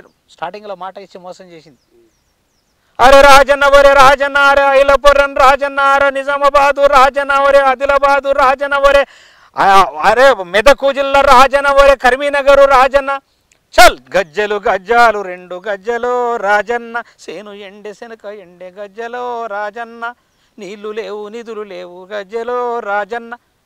ఎంత అద్భుతమైన పాట అంటే అసలు గుజ్బంప్స్ వస్తాయి ఆ పాట వింటుంటే. అంత అద్భుతమైనటువంటి ఇట్టు పాటనిచ్చాను నేను. అప్పుడు కేసీఆర్ ఎంపీగా చేసిండు కరీంనగర్ జిల్లాలో, అద్భుతమైనటువంటి పాట. ఆ తర్వాత ఇక వరుసగా అద్భుతమైన అసోయిదులో ఆరతి, కాళ్ళ గజల గమ్మతి, తెలంగాణ లడాయికి కదులుతున్న ఇమ్మతి, అసోయిదులో ఆరతి కాళ్ళ గజల గమ్మతి, అసోయిదులో. అసలు ఏ ఎమ్మెల్యే అసలు ఉద్యమకారు డ్యాన్స్ చేయలేదు నాకు చెప్పమని. ఈ పాటకు డ్యాన్స్ చేయనటువంటి ఒక్క వ్యక్తిని నాకు చెప్పమని చూస్తా. చిన్న పిల్లల కడికి వెళ్ళినటువంటి సందర్భాలు ఉన్నాయి. అలాంటి అయ్యోనివా నువ్వు అవ్వోనివా, తెలంగాణోనికి తోటి పాలోనివా, ఇద్దరం విడిపోతే భూమి బద్దలవుతుందా, ఇండియా పాకిస్తానోలే ఇనుప కంచబడుతుందా, రవచ్చు పోవచ్చు రొయ్యలమ్ముకోవచ్చు, మేము పద్యం పాడితే మీరు వన్సు మోరు కొట్టచ్చు. ఎంత అద్భుతం. జబకు సంచి చేతుల జెండా జాతర పోదమా, తెలంగాణ జాతర పోదమా, మక్కాగారెలు మారి. ఎంత అద్భుతమైన పాటలు. సూడు సూడు నల్లాగొండ, గుండె నిండా ఫ్లోరైడు బండ, బొక్కలొంకర పోయిన బతుకులు నా నల్లాగొండ. మీ నల్లగొండ, నల్లగొండ జిల్లా ఎంత నల్లబడ్డదెందుకు. ఎంత అద్భుతమైన పాట. ఏమాయనే నల్లగొండ, ఏడు పెని గుండె నిండా. ఎన్ని పాటలు ఎన్ని పాటలు ఎన్ని పాటలు ఎన్నెన్ని పాటలు. అసలు నాకు గుర్తులేని పాటలు.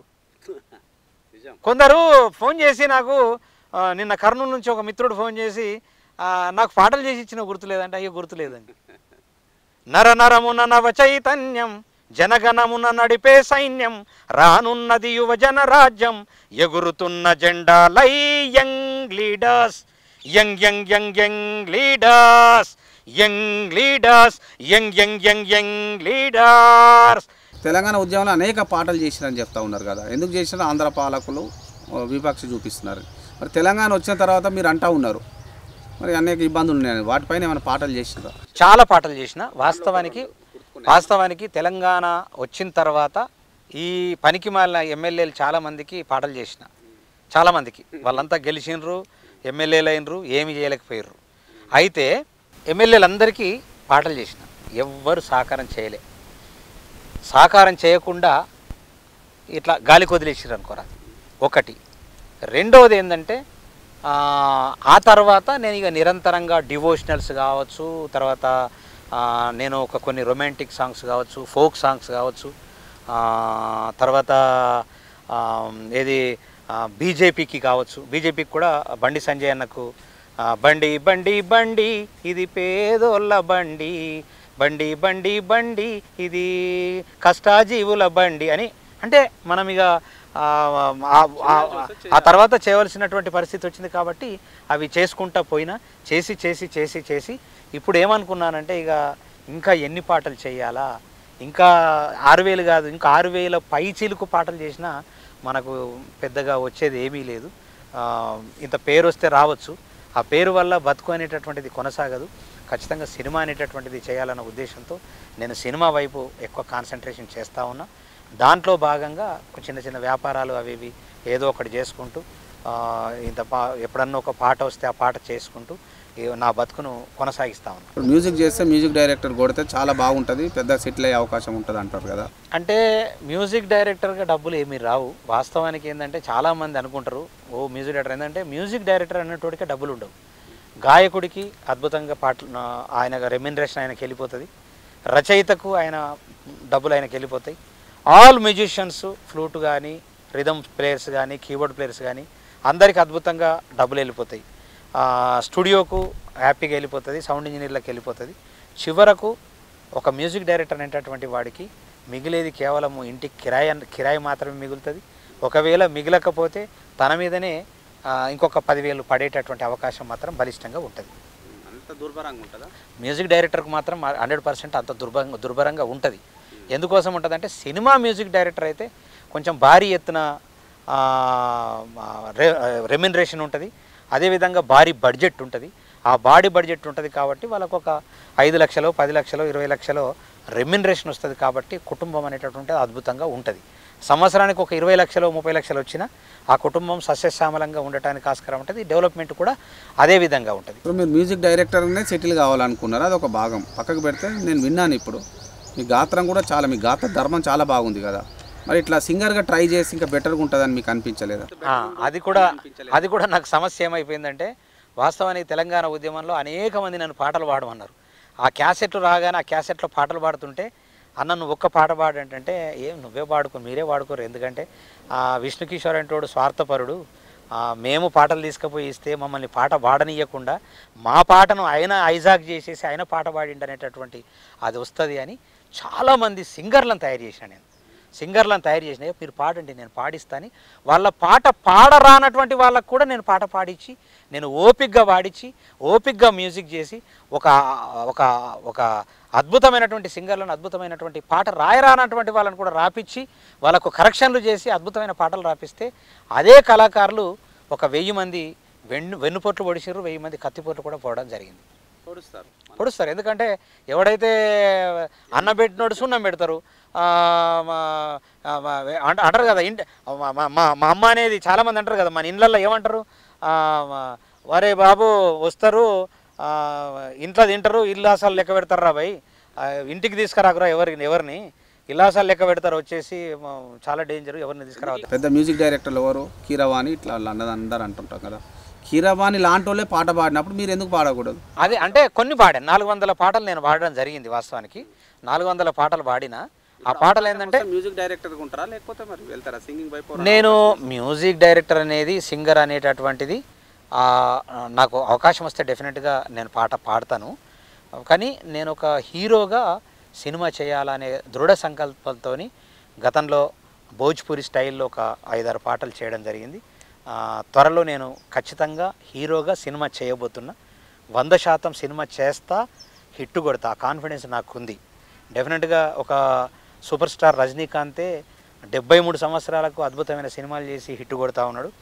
73 సంవత్సరాలు ఉన్నటువంటి వ్యక్తి ఒక 23-20 సంవత్సరాలు ఉన్నటువంటి హీరోయిన్లతో డ్యాన్సులు చేయంగా నేనెందుకు చేయకూడదు?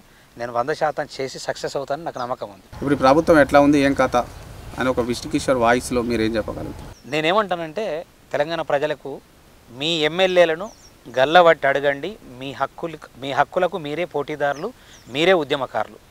మీ హక్కులు మీ హక్కుల్ని మీరు చేజిక్కించుకోవాలనుకుంటే, మీ హక్కుల్ని మీరు ఎంజాయ్ చేయాలంటే ఖచ్చితంగా ఆ ఎమ్మెల్యేలను మీ 25 రోజులు మీ నియోజకవర్గాల్లో తిరిగేటట్లు చేసుకోండి. మీ ఎమ్మెల్యేలను గల్లబట్టి అడగండి, మీ సమస్యలకు మీరే ఉద్యమకారులు కండి. రాష్ట్రంలో ఇప్పుడున్నటువంటి ఎవరైతే యూత్ ఉందో వాళ్ళు ఉద్యమం చేసే ఓపిక లేదు, ఉద్యమం చేయలేరు, ఖచ్చితంగా ఉద్యమం చేయలేరు. మీకు మీ నియోజకవర్గంలో మీరే ఉద్యమకారులు, మీరు చేసుకోండి. ఇది ఇప్పటివరకు ప్రముఖ మ్యూజిక్ డైరెక్టర్ విష్ణుకిషోర్ గారితో మాట్లాడిన కవులు కళాకారుల రంగానికి సంబంధించిన మరొకరితో ఇంటర్వ్యూ చేద్దాం. ధన్యవాదాలు. మీ రాఘవేంద్ర. హాయ్, హలో, నమస్తే. This is Vishnu Kishore, music director, singer. దయచేసి RGV మీడియాను సబ్స్క్రైబ్ చేయండి. Thank you very much.